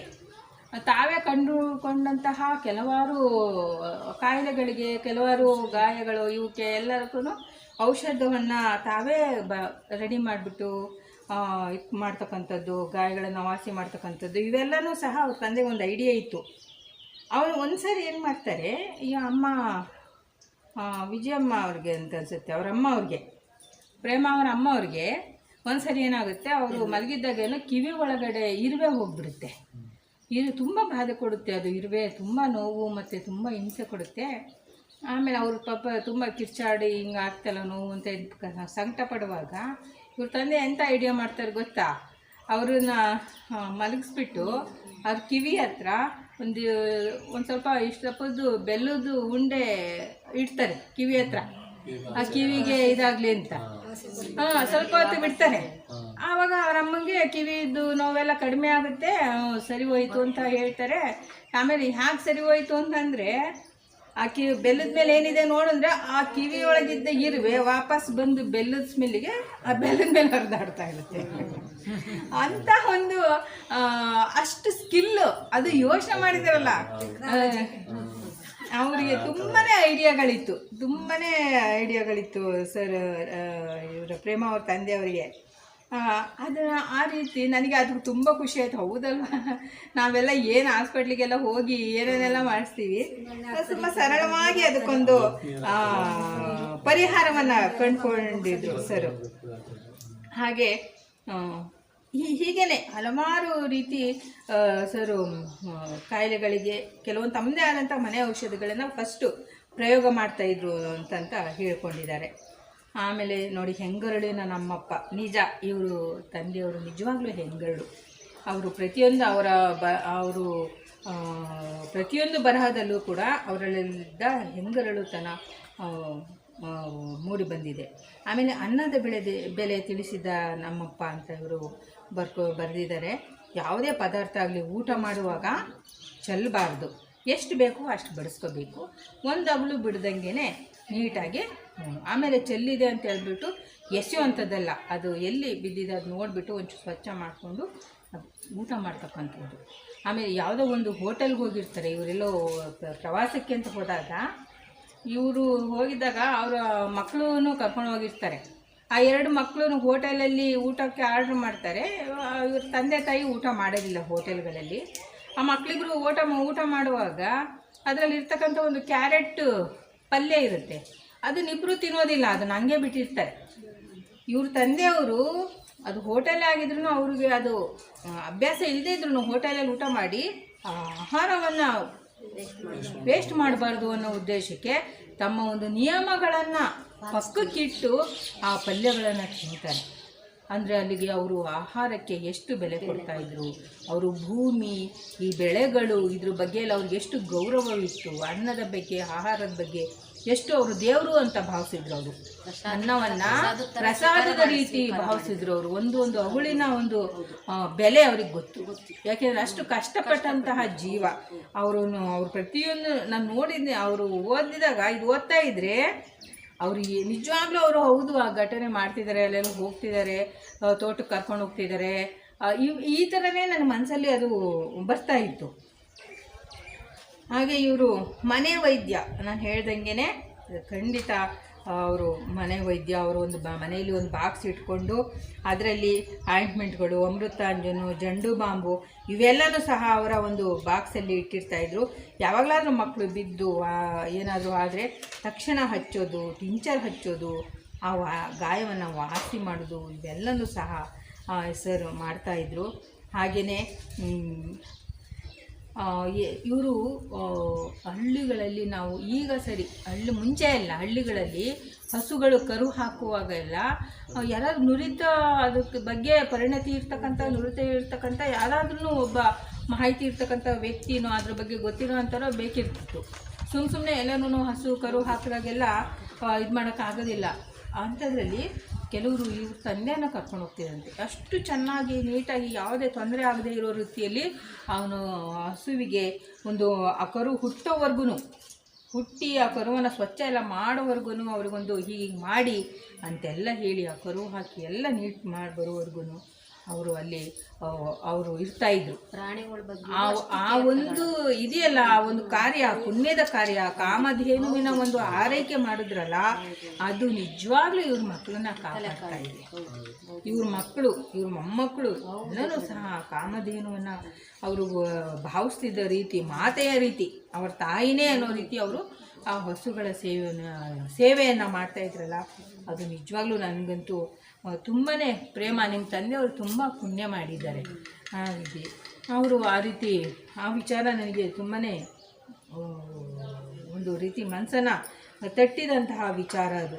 ಎಷ್ಟೋ ಜನ ನಮಗೆ ಹಾಕಿ ಅವ್ರ ಕರು ಹಾಕಿದರೆ ಅವ್ರು ಏನಾದ್ರು ಮಾಡ್ಕೊಳ್ಳಿ, ಇವರು ಹಾಗಲ್ಲ ನೋಡಿ. ಪವಿತ್ರವಾದಂತಹ ಅರ್ಚಕ ವೃತ್ತಿಯನ್ನು ಮಾಡಿಕೊಂಡು ಅವರು ಈ ಒಂದು ಇದನ್ನು ಮಾಡಿಕೊಂಡು ಹೋಗ್ತಾಯಿದ್ರು ಅಂತಂದರೆ ಅವ್ರಿಗೆ ಎಷ್ಟು ಸ್ಥಿರತೆ ಇತ್ತು, ಸ್ಥಿರತೆ ಅಂತಕ್ಕಂಥದ್ದು ಇತ್ತು.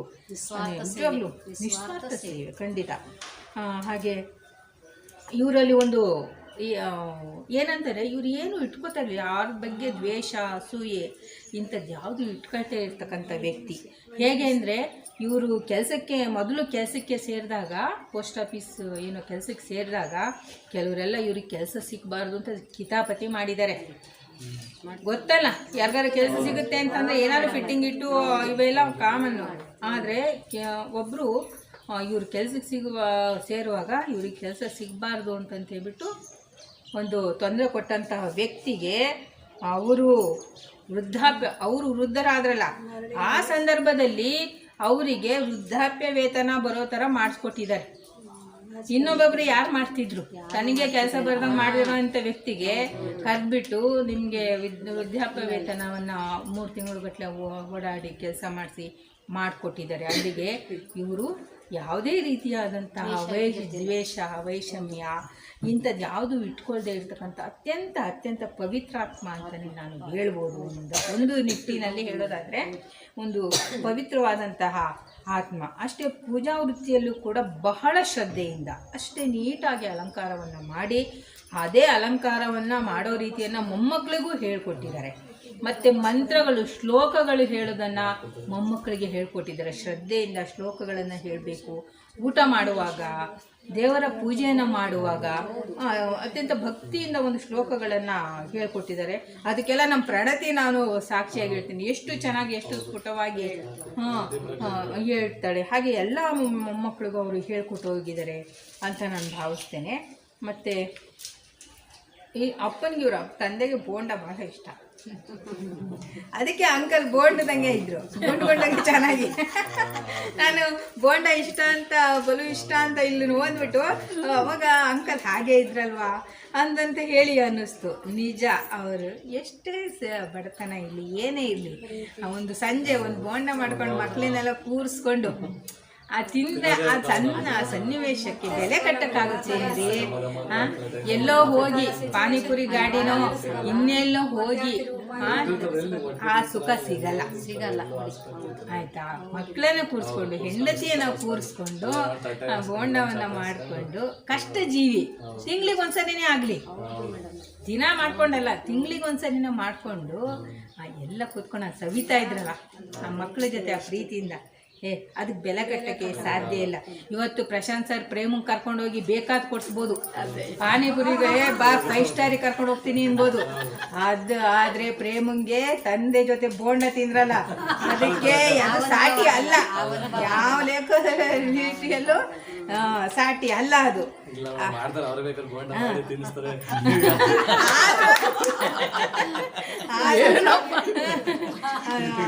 ಅದಕ್ಕೆ ಸಾಟಿನೇ ಇಲ್ಲ ಅಂತಹ ಒಂದು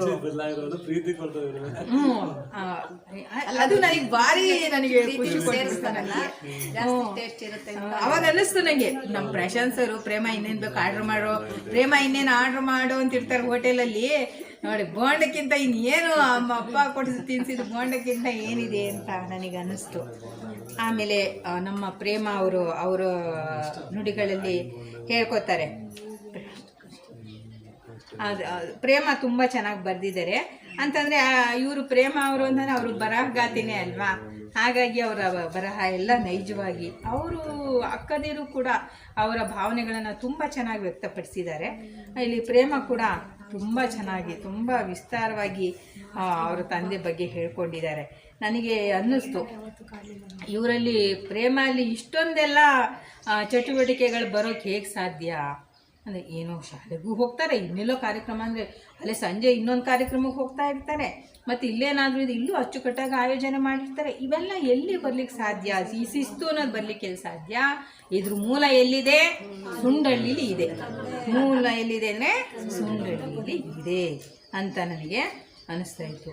ಆಮೇಲೆ ಇವ್ರದ್ದು ಏನಂತಂದರೆ, ಪ್ರೇಮ ಬರೆದಿದ್ದಾರೆ, ಇವರೇನಾದ್ರೂ ಸುಮ್ಮನೆ ಮಲಗಿರೋದು, ಹೇಳ್ತೀನಿ ಕಣಪ್ಪ ಅಂತ.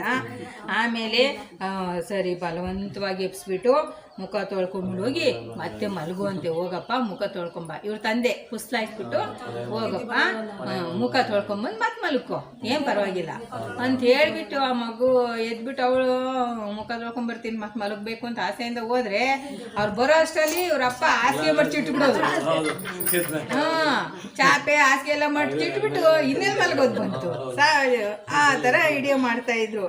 ಆಮೇಲೆ ಏನು ಪೂಸಿ ಹೊಡೆದ್ಬಿಟ್ಟು ರೆಡಿ ಮಾಡಿ ಕಳಿಸೋರು. ಇದೊಂದು ತುಂಬ ಪ್ರೀತಿಯ ಒಂದು ಚಟುವಟಿಕೆ ಅದು. ಮಕ್ಕಳಂದ್ರೆ ಅದರಲ್ಲೂ ಕಿರಿಮಗಳಂದ್ರೆ ಪ್ರೀತಿ ಜಾಸ್ತಿ ಅಲ್ವಾ. ಆಮೇಲೆ ಇವ್ರ ತಂದೆ ಅಡುಗೆ ಕೂಡ ಮಾಡ್ತಾಯಿದ್ರು. ಅಮ್ಮನಿಗೆ ಏನಾದ್ರು ಹುಷಾರಿಲ್ಲ ಅಂದಾಗ ಈ ಮಕ್ಕಳಿಗೆಲ್ಲನೂ ಅವರಿಗೆ ಏನೋ ಒಂದು ಸೊಪ್ಪೆಲ್ಲ ಹಾಕಿ ಒಂದು ಅಡುಗೆ ಮಾಡಿ ಒಂದು ಅನ್ನವನ್ನು ತಾಯಿ ಕೂಡ ಇದ್ದರು ಅಂತಕ್ಕಂಥ ಒಂದು ಭಾವನೆಯನ್ನು ಪ್ರೇಮ ಇಲ್ಲಿ ನೆನಪು ಮಾಡ್ಕೊಂಡಿದ್ದಾರೆ. ಹಾಗೆಯೇ ಏನೇ ಒಂದು ಬರ್ತ್ಡೇಗೆ ಹೊಸ ಡ್ರೆಸ್ ತೊಗೋಬೇಕು, ಅಥವಾ ಯಾವುದಾದ್ರೂ ಒಂದು ಫಂಕ್ಷನಿಗೆ ಹೊಸ ಡ್ರೆಸ್ ತೊಗೋಬೇಕು, ಏನೇ ಆಗಲಿ ಅಪ್ಪ ಇವರಿಗೆ ಕೊಡಿಸಿದ್ದಾರೆ. ಆ ಕಷ್ಟದಲ್ಲೂ ಕೂಡ ಕೊಡಿಸಿದ್ದಾರೆ. ಆಮೇಲೆ ಒಂದ್ಸರಿ ಪ್ಯಾಂಟು ಶರ್ಟ್ ಹಾಕಬೇಕು ಅಂತ ಆಸೆ ಕೂಡ ಪಟ್ಟಿದ್ದಾರೆ. ಪ್ರೇಮ ಏನು ಕಡಿಮೆ ಅಲ್ಲ.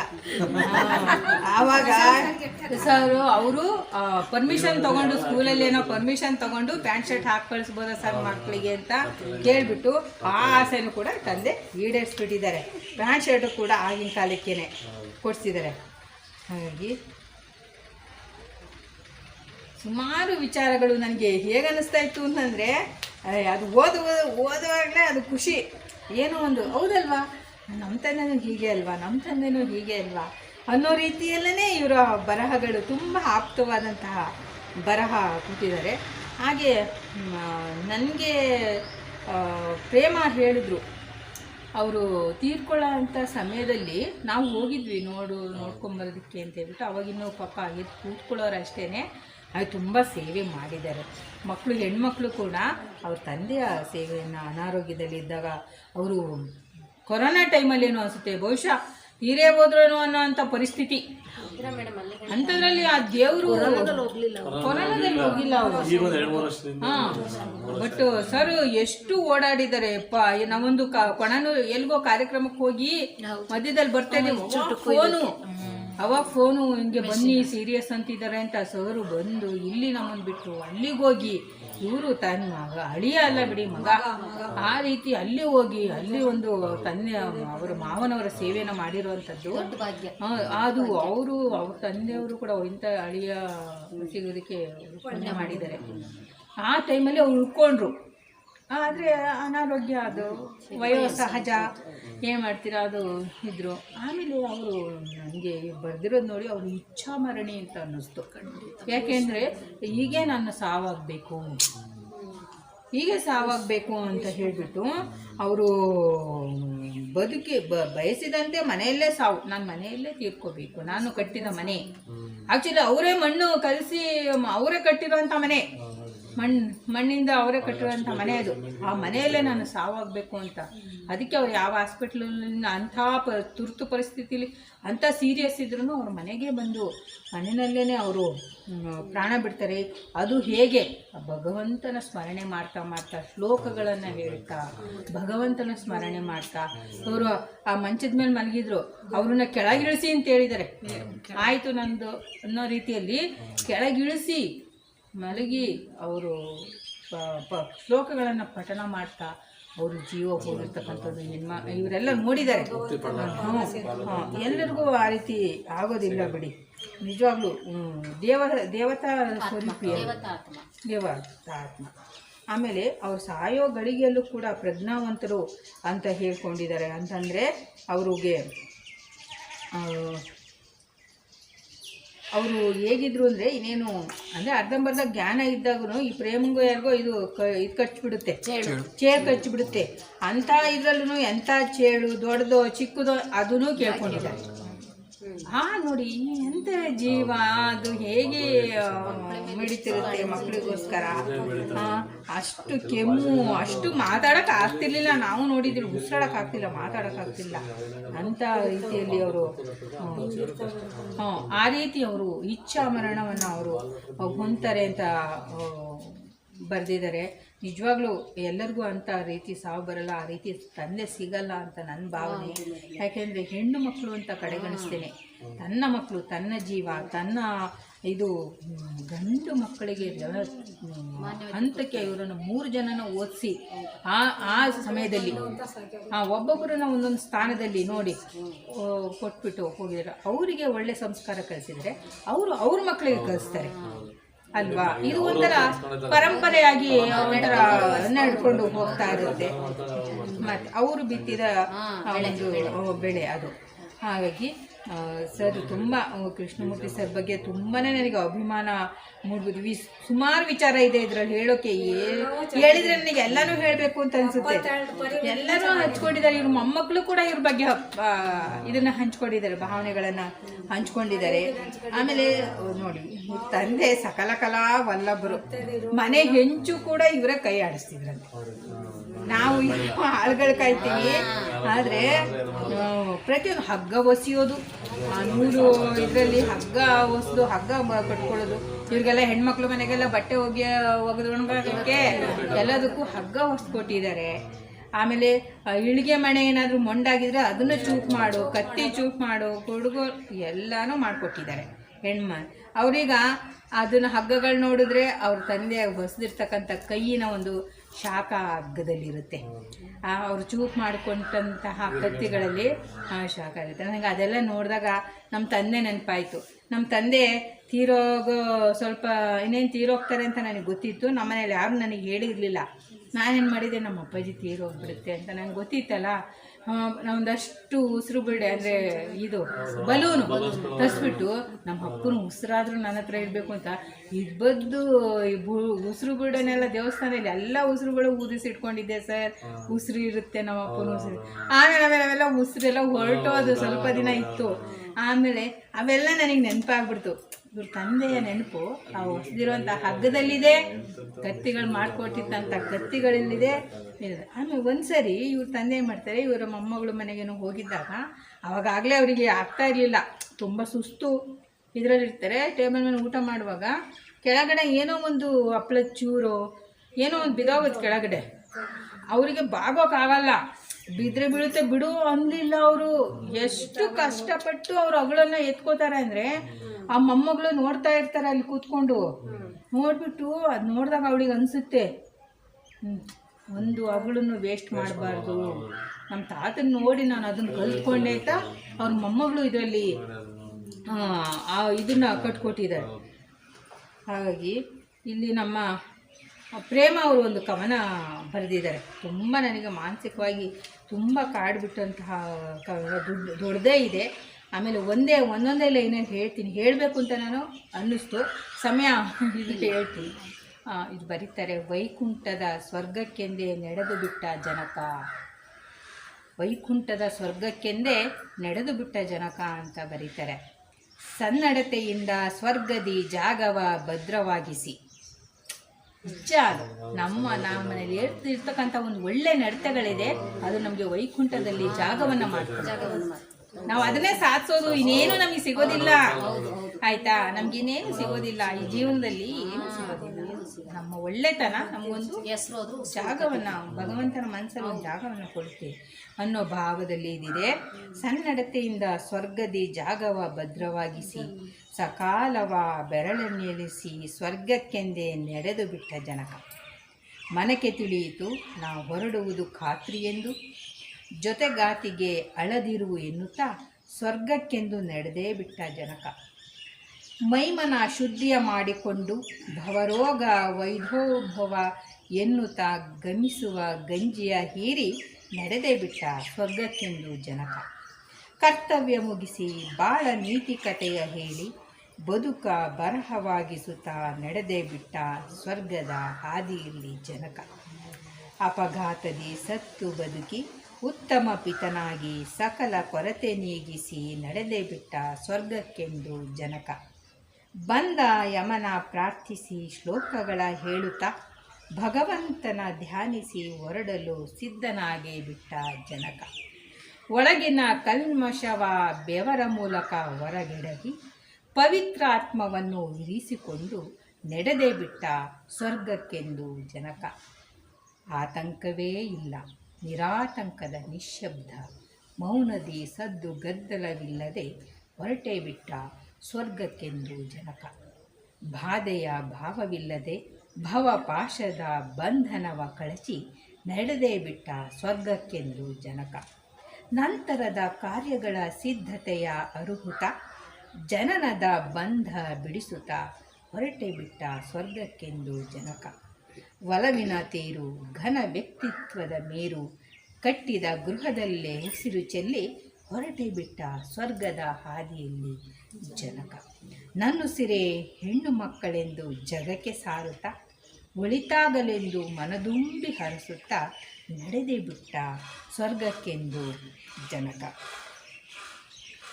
ಹೆತ್ತೋರಿಗೂ ಹತ್ತೂರಿಗೂ ಕೀರ್ತಿ ಗಳಿಸಿ ಅದನ್ನು ಉಳಿಸಿ ಮೆರೆಸಿ ನಡೆದೇ ಬಿಟ್ಟ ಸ್ವರ್ಗಕ್ಕೆಂದು ಜನಕ. ಸಂಸ್ಕಾರ ಕಲಿಸಿ ಸಂಸಾರವ ತೊರೆದು ಒಬ್ಬಂಟಿಯಾಗಿ ಸದ್ದಿಲ್ಲದೆ ಹೊರಟೇ ಬಿಟ್ಟ ಸ್ವರ್ಗಕ್ಕೆಂದು ಜನಕ. ಹೆಣ್ಣು ಮಕ್ಕಳೇ ನನಗೆ ಜಗ, ಅವರಿಲ್ಲದೆ ಹೊರಲಾಗದು ಬಾಳನೊಗ ಎಂಬ ಸತ್ಯವ ಸಾಬೀತು ಮಾಡಿ ಬಿರಬಿರನೆ ನಡೆದು ಬಿಟ್ಟ ಸ್ವರ್ಗಕ್ಕೆಂದು ಜನಕ. ಕೊನೆಯುಸಿರಿನಲ್ಲಿ ಮಂತ್ರ ಹೇಳುತ್ತಾ ಮಂತ್ರಮುಗ್ಧರಾಗಿಸಿ ಮಾಂತ್ರಿಕನಾಗಿ ಹೊರಟೇ ಬಿಟ್ಟ ಸ್ವರ್ಗಕ್ಕೆಂದು ಜನಕ. ಲಕ್ಷ್ಮಿಯ ನಂಬಿ ಲಕ್ಷ್ಯ ಗಳಿಸಲು ಲಕ್ಷ್ಯವಿಟ್ಟು ದುಡಿದು ದವಾಖಾನೆಗೆ ಸೇರದೆ ನಡೆದೇ ಬಿಟ್ಟ ಸೀದಾ ಸ್ವರ್ಗಕ್ಕೆ ಜನಕ. ನಿನ್ನ ಲಾರಿ ಜನ ನೋಡಲು ಬರುವರು ಎಂಬರಿವು ಇಲ್ಲದೆ ಸನ್ನಡತೆಯ ಲಾಭದ ಗುಣ ಹೊತ್ತು ಜಾಗ ಖಾಲಿ ಮಾಡಿ ಹೊರಟೆ ಬಿಟ್ಟ ಸ್ವರ್ಗಕ್ಕೆಂದು ಜನಕ. ಪುಣ್ಯದ ಮೂಟೆ ಹೊತ್ತು ರಾಶಿ ವಿದ್ಯೆಯ ಬಿಟ್ಟು ಸಾಟಿ ಇಲ್ಲದ ಯಾರಿಗೂ ಎಂದು ನಡೆದೇ ಬಿಟ್ಟ ಸ್ವರ್ಗಕ್ಕೆಂದು ಜನಕ. ಸಾಮಾನ್ಯರಂತೆ ಸೀದಾ ಸವಾಲಿಗೆ ಜವಾಬಿನಂತೆ ಸಮಸ್ಯೆಗೆ ಸೆಡ್ಡೊಡೆದು ಸಾಧಿಸಿ ಹೊರಟೆ ಬಿಟ್ಟ ಸ್ವರ್ಗಕ್ಕೆಂದು ಜನಕ.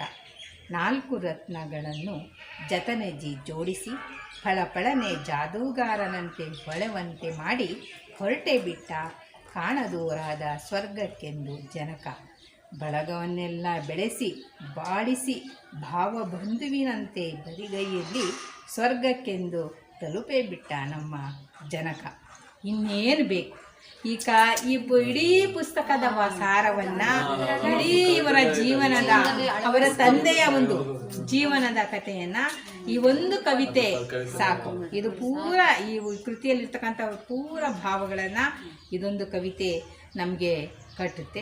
ಹಾಗಾಗಿ ಈ ಕವಿತೆಯನ್ನು ನಾನು ವಾಚನ ಮಾಡಬೇಕು ಅಂತ ನಾನು ಅಂದ್ಕೊಂಡಿದ್ದು. ಹಾಗೆ ನಮ್ಮ ಸರ್ ಒಂದು ಕವಿತೆ ಬರೆದಿದ್ದಾರೆ. ಅವರದೇ ಭಾವನೆಯಲ್ಲಿ ಅವರ ಮಾವನವರಿಗೆ ಒಂದು ಪದ್ಯದ ಮುಖಾಂತರ ಒಂದು ನಮನಗಳನ್ನು ಸಲ್ಲಿಸಿದ್ದಾರೆ. ಅದು ಕೂಡ ನಾನಿಲ್ಲಿ ವಾಚನ ಮಾಡೇ ಬಿಡ್ತೀನಿ. ನಮ್ಮವ ಎಷ್ಟು ಹೆಮ್ಮೆಯಿಂದ ನಮ್ಮವ ಮಗಳನ್ನು ಧಾರೆ ಎರೆದವ ಆಗಿರುವರು ಸಹೃದಯದವ ನಾರಾಯಣ ಭಟ್ಟರ ಕಿರಿಯ ಪುತ್ರ ಶಾಸ್ತ್ರ ಕೇಳಲು ಬರುವರು ಇವರ ಹತ್ರ. ಲಕ್ಷ್ಮೀದೇವಿಯ ದೇವಸ್ಥಾನದ ಅರ್ಚಕ ವ್ಯವಸಾಯವ ನಂಬಿದ ಕೃಷಿಕ 3 ಹೆಣ್ಣು ಮಕ್ಕಳ ಪಿತ ಮಕ್ಕಳಿಗಾಗಿ ದುಡಿದರು ಅವಿರತ. ಅವರೊಬ್ಬ ಶಿಸ್ತಿನ ಸಿಪಾಯಿ ದುರ್ಬಲರಿಗೆ ಕರುಣಾಮಯಿ ಬಾಲ್ಯದಿಂದಲೇ ಶ್ರಮಜೀವಿ ಕಾಯಕ ಯೋಗಿ.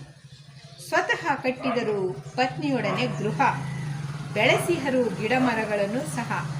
ವೃತ್ತಿಯಲ್ಲಿ ಪೋಸ್ಟ್ ಮಾಸ್ಟರ್ ವಿಜಯ ಇವರ ಲೈಫ್ ಪಾರ್ಟ್ನರ್. ಸೂಪರ್ ಆಗಿದೆ. ಮಗುವಿನಂತಹ ಮುಗ್ಧ ಮನಸ್ಸು ಕೆಲಸ ಕಾರ್ಯಗಳಲ್ಲಿ ಸದಾ ಹುಮ್ಮಸ್ಸು. ಹೆಸರೇ ಕೃಷ್ಣಮೂರ್ತಿ ಹೋಬಳಿಗೆಲ್ಲ ಹಬ್ಬಿದೆ ಕೀರ್ತಿ. ಬದುಕ ನಡೆಸಿದರು ಶಿಸ್ತುಬದ್ಧ ಯಾವ ಕಾರ್ಯಕ್ಕಾದರೂ ಶತಸಿದ್ಧ. ಚಿಕ್ಕಂದಿನಿಂದಲೇ ಪಟ್ಟಿರುವರು ಕುರುಕಲು ತಿಂಡಿ ಅಂದರೆ ಇಷ್ಟ. ಮೊಮ್ಮಕ್ಕಳ ಕಂಡರೆ ಪ್ರೀತಿ ಅಪಾರ ನಮಗೆಲ್ಲ ನೀಡಿರುವರು ಸಹಕಾರ. ಮಕ್ಕಳಿಗೆ ಚಿಕ್ಕಂದಿನಿಂದಲೇ ಸೈಕಲ್ ಕಲಿಸಿ ಪ್ರಸಿದ್ಧಿಯಾದರೂ ಸುಂದರ ಬದುಕ ಕಲ್ಪಿಸಿ. 3 ಸೇರಿ ಮಾಡಿದರು ಭೀಮರಥ ಶಾಂತಿ. ಇವರ ಕಂಡರೆ ಎಲ್ಲರಿಗೂ ಪ್ರೀತಿ ಗೌರವ ಅತಿ. ಕಾಶಿ ವಿಶ್ವನಾಥನ ದರ್ಶಿಸಿ ಕೃತಾರ್ಥರಾಗಿರುವರು ಎಲ್ಲವ ಸಮರ್ಪಿಸಿ. ನೋಡಿ, ಈ ಪದ್ಯದಲ್ಲಿ ನಾನು ಇನ್ನೇನೇನೂ ಹೇಳಿಲ್ವಲ್ಲ, ಈ ಕೃತಿಯಲ್ಲಿರ್ತಕ್ಕಂಥ ವಿಚಾರ ಅದು ಇಲ್ಲಿ ಬಂದಿದೆ. ಸರ್ ಅಷ್ಟೇ ಅಭಿಮಾನ, ಇಷ್ಟು ಗೌರವದಿಂದ ಪೂಜ್ಯನೀಯ ಭಾವದಿಂದ ಕಟ್ಟಿರ್ತಕ್ಕಂಥ ಒಂದು ಕವಿತೆ. ನಿಜವಾಗಿಯೂ ಅವರ ಮಾವನವರಿಗೆ ಇದೊಂದು ನಮನವನ್ನು ಸಲ್ಲಿಸ್ತಕ್ಕಂಥ ಒಂದು ಕವಿತೆ ತುಂಬ ತುಂಬ ಇಷ್ಟ ಮತ್ತು ತುಂಬ ಆಪ್ತವಾಗಿತ್ತು. ಆಮೇಲೆ ಇಷ್ಟೇ ಅಲ್ಲದೆ ಅವರ ತಂದೆ ಪ್ರೇಮನಿಗೋಸ್ಕರ ಒಂದು ಲ್ಯಾಪ್ಟಾಪ್ ಕೊಟ್ಟಿದ್ದನ್ನು ಇಲ್ಲಿ ಸರ್ ನೆನಪು ಮಾಡ್ಕೊಂಡಿದ್ದಾರೆ. ಆಮೇಲೆ ಇಲ್ಲಿ ಕಿಕ್ಕೇರಿ ಚಂದ್ರು ಮೊಂಬಾಸ ಕೀನ್ಯಾ ಅವರು ಮನೆ ನಮ್ಮ ಕಾರ್ಯಕ್ರಮಕ್ಕೆ ಬಂದು ಮಾತಾಡಿದರು. ಅವರು ಸಹ ಸರ್ ಕೃಷ್ಣಮೂರ್ತಿ ಸರ್ ಅವ್ರ ಬಗ್ಗೆ ಅವ್ರ ಭಾವನೆಗಳನ್ನು ಹೇಳ್ಕೊಂಡಿದ್ದಾರೆ. ಆಮೇಲೆ ಅಮ್ಮ ಕೂಡ ವಿಜಯಮ್ಮನವರು ಕೂಡ ಅವರ ಪತಿಯವ್ರ ಬಗ್ಗೆ ತಮಗಿರ್ತಕ್ಕಂಥ ಒಂದು ಪ್ರೀತಿಯನ್ನು ಈ ಒಂದು ಪದನುಡಿಯಲ್ಲಿ ಹಂಚ್ಕೊಂಡಿದ್ದಾರೆ.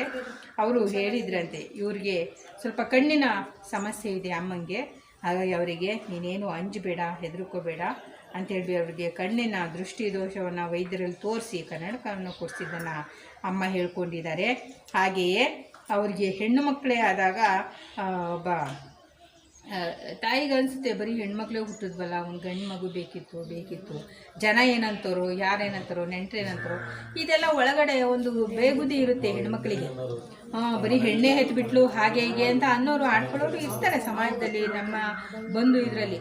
ಅಂಥ ಒಂದು ಮನಸ್ಥಿತಿಯಲ್ಲಿ ಅವರು ಕೊರಗ್ತಾ ಇದ್ದಾಗ ಇವರು ಪ್ರೇಮ ಅವರ ತಂದೆಯವರು ನೀನು ಅದ್ರ ಬಗ್ಗೆ ಚಿಂತೆ ಮಾಡಬೇಡ, ಯಾರು ಏನು ಹೇಳಿದ್ರು ತಲೆ ಕೆಡಿಸ್ಕೋಬೇಡ, ಆ ಮಕ್ಕಳನ್ನೇ ನಾವು ಗಂಡು ಮಕ್ಕಳು ಅನ್ನೋ ಥರ ನಾವು ಸಾಕೋಣ ಅಂತ ಹೇಳಿ ಅವರಮ್ಮಗೆ ಒಂದು ಧೈರ್ಯವನ್ನು, ಮನಸ್ಥೈರ್ಯವನ್ನು, ಸಮಾಧಾನವನ್ನು ಕೊಡ್ತಾರೆ. ಮತ್ತು ಅವರ ಪತ್ನಿ ಬೆಳೆಸಿದಂತಹ ಎಲ್ಲ ಗಿಡಗಳಾಗಿರಲಿ, ಬಳ್ಳಿ ಅವರೇನೇ ಹಬ್ಬಿಸಿದ್ರು ಅವ್ರ ಮನೆಯಲ್ಲಿ ಕೈತೋಟದಲ್ಲಿ ಅದಕ್ಕೆಲ್ಲ ಚಪ್ರ ಹಾಕ್ಕೊಡ್ತಕ್ಕಂಥದ್ದು ಅದೆಲ್ಲನೂ ಕೂಡ ಅಮ್ಮ ಇಲ್ಲಿ ನೆನಪು ಮಾಡ್ಕೊಂಡಿದ್ದಾರೆ. ಮತ್ತು ತಾವಿಬ್ಬರೂ ಸೇರಿ ಮಣ್ಣಿನ ಗೋಡೆ ಹಾಕಿ ಮನೆ ಕಟ್ಟಿಟ್ಕೊಂಡಿನ ತುಂಬ ಭಾವನೆಯಿಂದ ಇಲ್ಲಿ ಹಂಚ್ಕೊಂಡಿದ್ದಾರೆ. ಹಾಗೆ ನಮ್ಮ ಪ್ರಣಂತಿ ಪುಟ್ಟ ಕೂಡ ಅವರ ತಾತನ ಜೊತೆ ಕಳೆದಂತಹ ಅವರಿಬ್ಬರು ತಾತನ ಜೊತೆ ಆಟ ಆಡ್ದಕ್ಕಂತಹ ಕೆಲವು ಸನ್ನಿವೇಶನ ಇಲ್ಲಿ ಹಂಚ್ಕೊಂಡಿದ್ದಾಳೆ. ಯಾವುದು ತೋಳ, ಕುರಿ, ಆಡು ಮುಂತಾದ ಚಿತ್ರ ಬಿಡಿಸ್ಕೊಡ್ತಾಯಿದ್ರು ತಾತ ಅಂತೆಲ್ಲ ಹೇಳಿ ಅವಳು ಕೂಡ ಈ ಸಂದರ್ಭದಲ್ಲಿ ಅವ್ರ ತಾತನ್ನು ನೆನಪು ಮಾಡ್ಕೊಂಡಿದ್ದಾರೆ. ಹಾಗೆ ಸ್ಫೂರ್ತಿಯಾದ ನಮ್ಮ ತಾತ ಅಂತ ಹೇಳಿಬಿಟ್ಟು ಯಾರು ಇದು ಸ್ಫೂರ್ತಿಗೆ ಇವ್ರ ಮೊಮ್ಮಗಳು, ಇವಳು ಕೂಡ ತುಂಬ ಚೆನ್ನಾಗಿ ಬರ್ಕೊಂಡಿದ್ದಾರೆ ತಮ್ಮ ತಾತನ ಬಗ್ಗೆ. ಹೇಗೆ ಅಂದರೆ ನಾನು ಹೇಳಿದ್ನಲ್ಲ, ತಮ್ಮ ತಾಯಿ ನೋಡೇ ಮಗಳು ಕಲಿತಿದ್ದಾರೆ. ಆ ತಾಯಿ ಕಲಿತಂತಹ ಏನು ಸಂಸ್ಕಾರ ಇದಿದೆ ಅದು ಮೊಮ್ಮಕ್ಕಳಲ್ಲೂ ಕೂಡ ಬಂದಿರುತ್ತೆ. ಹಾಗೆಯೇ ಪ್ರಜ್ಞಾ ಕೂಡ, ನಮ್ಮ ಪ್ರಜ್ಞಾ ಪುಟ್ಟ ಕೂಡ ಅವ್ರ ತಂದೆ ಬಗ್ಗೆ ತುಂಬ ತಾತನ ತುಂಬ ಚೆನ್ನಾಗಿ ಬರ್ಕೊಂಡಿದ್ರು. ಅವರು ಕೊಟ್ಟಂಥ ಅವು ಕೆಲವೆಲ್ಲ ಶ್ಲೋಕಗಳನ್ನು ಹೇಳಿ ಅದರದ್ದೆಲ್ಲ ವಿವರಣೆಯನ್ನು ಕೂಡ ನಮ್ಮ ಪುಟ್ಟಿ ಪ್ರಜ್ಞಾ ಹಂಚ್ಕೊಂಡಿದ್ದಾಳೆ. ನಿಜವಾಗ್ಲೂ ತುಂಬ ಪ್ರೇಮ ಪ್ರಶಂಸ. ನಾನು ಹೇಳ್ತೇನೆ, ನಿಮ್ಮ ಒಂದು ಮಕ್ಕಳು ಅದೇ ಯಾವ ನಿಟ್ಟಿನಲ್ಲಿ ಬೆಳೀತಾರೆ, ಅದು ಯಾವ ಹಂತ ತಲುಪ್ತಾರೆ ಅಂತ ನಮಗೆ ಊಹೆ ಮಾಡೋಕ್ಕೆ ಸಾಧ್ಯ ಇಲ್ಲ. ಎಂಥ ವಾಕ್ಚಾತುರ್ಯ ಇದೆ, ಎಷ್ಟು ಜ್ಞಾನ ಇದೆ ಒಂದು ಮಗುಗೆ, ಪ್ರಜ್ಞೆಗೆ ಅಂತಂದರೆ ಎಂತ ಹಿಡಿತ ಇದೆ. ಅವರ ಮಾತನ್ನು ಕೇಳಿದರೆ ನೀವು ಅವಳು ಅಂತ ನೀವು ಭಾವಿಸಲ್ಲ, ಯಾವುದೋ ವಿಶೇಷವಾದಂಥ ಶಕ್ತಿ ಅವಳ ಮುಖಾಂತರ ನಿಂತು ಮಾತಾಡಿಸ್ತಾ ಇದೆ ಅಂತಕ್ಕಂಥ ಭಾವನೆ. ಒಂದು ಚೂರು ತೊಡ್ರಲ್ಲ, ನಮಗೆ ಮಾತಾಡೋಕೆ ಬರಲ್ಲ, ಅವಳು ಒಂದು ಚೂರು ತೊಡ್ರಲ್ಲ. ಇವರೇ ಅಷ್ಟು ಚೆನ್ನಾಗಿ ನಿದರ್ಶನಗಳನ್ನು ಕೊಡ್ತಾ, ಉದಾಹರಣೆ ಕೊಡ್ತಾ, ಉಪಕಥೆಗಳನ್ನು ಹೇಳ್ತಾ ಅವಳು ಮಾತುಗಳನ್ನು ಆಡ್ತಾಳೆ. ನಿಜಕ್ಕೂ ಆ ಮಗು ಯಾವ ಹಂತಕ್ಕೆ ತಲುಪುತ್ತೆ ಅಂತ ನಮಗೆ ಗೊತ್ತಿಲ್ಲ. ಒಳ್ಳೇದಾಗಲಿ. ನಿಜವಾಗ್ಲೂ ಪ್ರೇಮ, ನೀವಿಬ್ಬರೂ ಕೂಡ ತುಂಬ ಅದೃಷ್ಟವಂತರು. ನಿಮ್ಮಂಥ ಮಕ್ಕಳನ್ನು ಪಡೆದಂಥ ನಿಮ್ಮ ತಂದೆ ತಾಯಿ ಕೂಡ ತುಂಬ ಅದೃಷ್ಟವಂತರು. ಯಾಕೆ ಅಂತ ಇಂಥ ಒಂದು ಕೃತಿನ ನೀವು 3 ಮಕ್ಕಳು ಸೇರಿ ನಿಮ್ಮ ಇದು ಸಹಜ, ಈ ಘಟನೆಗಳೆಲ್ಲ ಸಹಜ, ಎಲ್ಲ ತಂದೆ ತಾಯಿ ಎಲ್ಲ ಮಕ್ಕಳು ಮಧ್ಯೆ ನಡೆದಿರುತ್ತೆ. ಆದರೆ ಎಲ್ಲರೂ ದಾಖಲೆ ಮಾಡೋದಿಲ್ಲ. ಆ ಒಂದು ಭಾಗ್ಯ ನಿಮಗೆ ಇದೆ, ಆ ಅವಕಾಶ ನಿಮಗೆ ಸಿಕ್ಕಿದೆ. ಆದರೆ ನಿಮ್ಮ ತಂದೆ ಇದ್ದಾಗಲೇ ನೀವೆಲ್ಲ ಸೇರಿ ಒಂದು ಕೃತಿ ಬರೆದು ಅವ್ರಿಗೊಂದು ಕಣ್ಣಿಗೆ ತೋರಿಸಿದ್ರೆ ಚೆನ್ನಾಗಿರೋದು. ಇರಲಿ, ಈಗಲೂ ಅವರೆಲ್ಲೂ ಹೋಗಿಲ್ಲ, ನಿಮ್ಮಲ್ಲೇ ಇದೆ, ನಿಮ್ಮ ಆದರ್ಶಗಳಲ್ಲಿ ಅವರಿದ್ದಾರೆ. ಅವರು ಅನುಷಾ ಕೂಡ ಇವರು ಮೊಮ್ಮಗಳು. ಆಕೆ ಅನ್ನವೇ ಬ್ರಹ್ಮ ಅಂತಕ್ಕಂಥದ್ದನ್ನು ನಮ್ಮ ತಾತ ನಮಗೆ ಹೇಳ್ಕೊಡ್ತು ಅಂತ ಅನುಷಾ ಕೂಡ ತಮ್ಮ ವಿಚಾರವನ್ನು ಹಂಚಿಕೊಂಡಿದ್ದಾರೆ. ಮತ್ತು ಇಲ್ಲಿ ಇವ್ರ ಭಾವ ಅನಿಸುತ್ತೆ ಪರಮೇಶ್ವರ್ ಅವರು ಸಹ ತುಂಬನೇ ಒಲವಿನ ಸ್ಫುರಣವೇ ನಮ್ಮಣ್ಣ. ನಿಜವಾಗ್ಲೂ ಎಲ್ಲರೂ ಯಾರೇ ಬರೆದಿದ್ರು ಇಲ್ಲಿ ಅಲ್ಲಿ ಕಾಣೋದಿಲ್ಲ. ಗೀತಾ CN ಅಂತ ಅವ್ರ ತಂಗಿ ರಾಮಸ್ವಾಮಿ ಅಂತ ಹೇಳ್ಬಿಟ್ಟು ಎಲ್ಲರೂ ಸಹ ಅವರ ಜೊತೆ ಸರ್ ಜೊತೆ ಇರ್ತಕ್ಕಂಥ ಪ್ರತಿಯೊಂದು ಒಡನಾಟವನ್ನು ಹಂಚಿಕೊಂಡು ಇಲ್ಲಿ ಒಂದು ಶಾಶ್ವತವಾಗಿಸಿದ್ದಾರೆ ಅವ್ರ ನೆನಪನ್ನು ಅಂತ ಹೇಳೋಕ್ಕೆ ಬಯಸ್ತೇನೆ. ಅದು ಏನೇ ಇರಲಿ, ನಾ ಹೇಳಿದ್ನಲ್ಲ ಮುಂಚೆನೆ, ಪೂಜ್ಯ ಪಿತಾ ಅಂತ ಅಂದ ತಕ್ಷಣ ನಮ್ಮ ತಂದೆಯವರ ನೆನಪು ನಮಗೆ ಕಾಡುತ್ತೆ. ಜೊತೆಗೆ ಅವರು ಉಳಿಸಿ ಹೋಗಿರ್ತಕ್ಕಂತಹ ಏನು ಆದರ್ಶಗಳಿದೆ, ಒಂದು ಅವರ ಕನಸೇ ನಾವು ಮಕ್ಕಳೇ ಅವ್ರ ಕನಸು. ಅವ್ರು ಹೇಗೆ ಬಾಳಬೇಕು ಅಂತ ಅಂದ್ಕೊಂಡಿರ್ತಾರೆ ಅವ್ರ ಕನಸುಗಳನ್ನು ಆ ಮಕ್ಕಳಲ್ಲಿ ಅವರು ಕಾಣ್ತಾರೆ. ನಾನು ಮಾಡಿದ್ದನ್ನು ನನ್ನ ಮಕ್ಕಳು ಮಾಡಬೇಕು ಅಂತಲೇ ಎಲ್ಲ ತಂದೆ ತಾಯಿ ಬಯಸುವಂಥದ್ದು. ಅದನ್ನು ಇವರು 3 ಜನ ಹೆಣ್ಮಕ್ಳು ಮಾಡ್ತಾ ಇದ್ದಾರೆ. ಅವ್ರವ್ರದ್ದೇ ಆದ ಕ್ಷೇತ್ರದಲ್ಲಿ ಒಂದು ಬದ್ಧತೆಯಿಂದ, ಒಂದು ಶಿಸ್ತಿನಿಂದ, ಪ್ರಾಮಾಣಿಕವಾಗಿ, ನಿಷ್ಠೆಯಿಂದ ಅವ್ರ ಕೆಲಸವನ್ನು ಮಾಡ್ಕೋತಾ ಇದ್ದಾರೆ. ಮತ್ತು ಅವ್ರ ಮಕ್ಕಳಿಗೂ ಕೂಡ ಉತ್ತಮವಾದಂತಹ ಸಂಸ್ಕಾರವನ್ನು ಕೊಟ್ಟಿದ್ದಾರೆ. ಉದಾಹರಣೆಗೆ ನಮ್ಗೆ ಯಾರೂ ಬೇಕಿಲ್ಲ, ಪ್ರೇಮ ಪ್ರಶಾಂತ್ ಸರ್ ಅವರ ಮಕ್ಕಳು. ಅವ್ರಿಗೆ ಎಷ್ಟು ಶಿಸ್ತು, ನೋಡಿದ ತಕ್ಷಣ ನಮಸ್ಕಾರ ಮೇಡಮ್, ಚೆನ್ನಾಗಿದ್ದೀರಾ, ಕಾಫಿ ಕುಡಿದ, ತಿಂಡಿ ಆಯಿತಾ. ಈಗಿನ ಮಕ್ಕಳು ಕೈಯಲ್ಲಿ ಒಂದು ಮೊಬೈಲ್ ಇಟ್ಕೊಂಡು ತಿರ್ಕೊಂಡು ಹೋಗ್ತಾರೆ, ನೋಡಿದ್ರು ನೋಡದೆ ಇರೋದು. ಬಂದ್ರ ಚೆನ್ನಾಗಿದ್ದೀರಾ, ಬನ್ನಿ ಒಳಗೆ ಕೂತ್ಕೊಳ್ಳಿ. ಯಾವಾಗಲೂ ಒಂದು ಕೈಯಲ್ಲಿ ಏನಾದ್ರು ಒಂದು ಬುಕ್ ಹಿಡಿದಿರೋ ಅಂಥದ್ದು. ನಿಜವಾಗ್ಲೂ ಈ ಥರ ಮಕ್ಕಳು ನಾನು ಎಲ್ಲೂ ನೋಡಿಲ್ಲ. ಅಂಥ ಒಂದು ಸಂಸ್ಕಾರವನ್ನು ಕೊಟ್ಟಿದ್ದೀರಾ ಮಕ್ಕಳಿಗೆ. ಪ್ರಣತಿ ಬಗ್ಗೆ ಬಿಡಿ, ಅದು ಯಾವ ಲೆವೆಲಿಗೆ ಹೋಗ್ತಾರೆ ನನಗೆ ಹೇಳೋಕ್ಕೆ ಆಗಲ್ಲ. ಅವಳು ಒಂಥರ ಲೀಡರು. ಅವ್ರು ಎಲ್ಲಿ ಬೇಕಾದ್ರೂ ವೇದಿಕೆ ಮೇಲೆ ನುಗ್ಗಿ ನಂದೇ ವೇದಿಕೆ ಅಂತ ಹೇಳಿಬಿಟ್ಟು ಅವಳದೇ ಆದಂಥ ಏನಾದ್ರು ವಿಚಾರಗಳನ್ನು ಹೇಳಿಯೇ ಬರೋದು ಅವಳು. ಅಂಥ ಒಂದು ನಾಯಕತ್ವದ ಗುಣ ಏನಾದರೂ ಒಂದು ಹಾಕ್ತಾಳೆ ಅವಳು. ನನಗಂತ ಹಂಗನ್ಸುತ್ತೆ. ಅಷ್ಟು ವಿಚಾರ. ಎಲ್ಲಿ ಈಗ ಓದೋದು ಬುಕ್ಸ್ಗಳ ಮಧ್ಯದಲ್ಲಿ ಶ್ಲೋಕಗಳ ಪಠಣ, ರಾಮಾಯಣ ಇವೆಲ್ಲನೂ ಹೇಳಿ ಅದು ಹೇಳೋಕ್ಕಾಗೋದಿಲ್ಲ. ಅಂಥ ಒಂದು ಪ್ರತಿಭೆಗಳ ಮಕ್ಕಳು.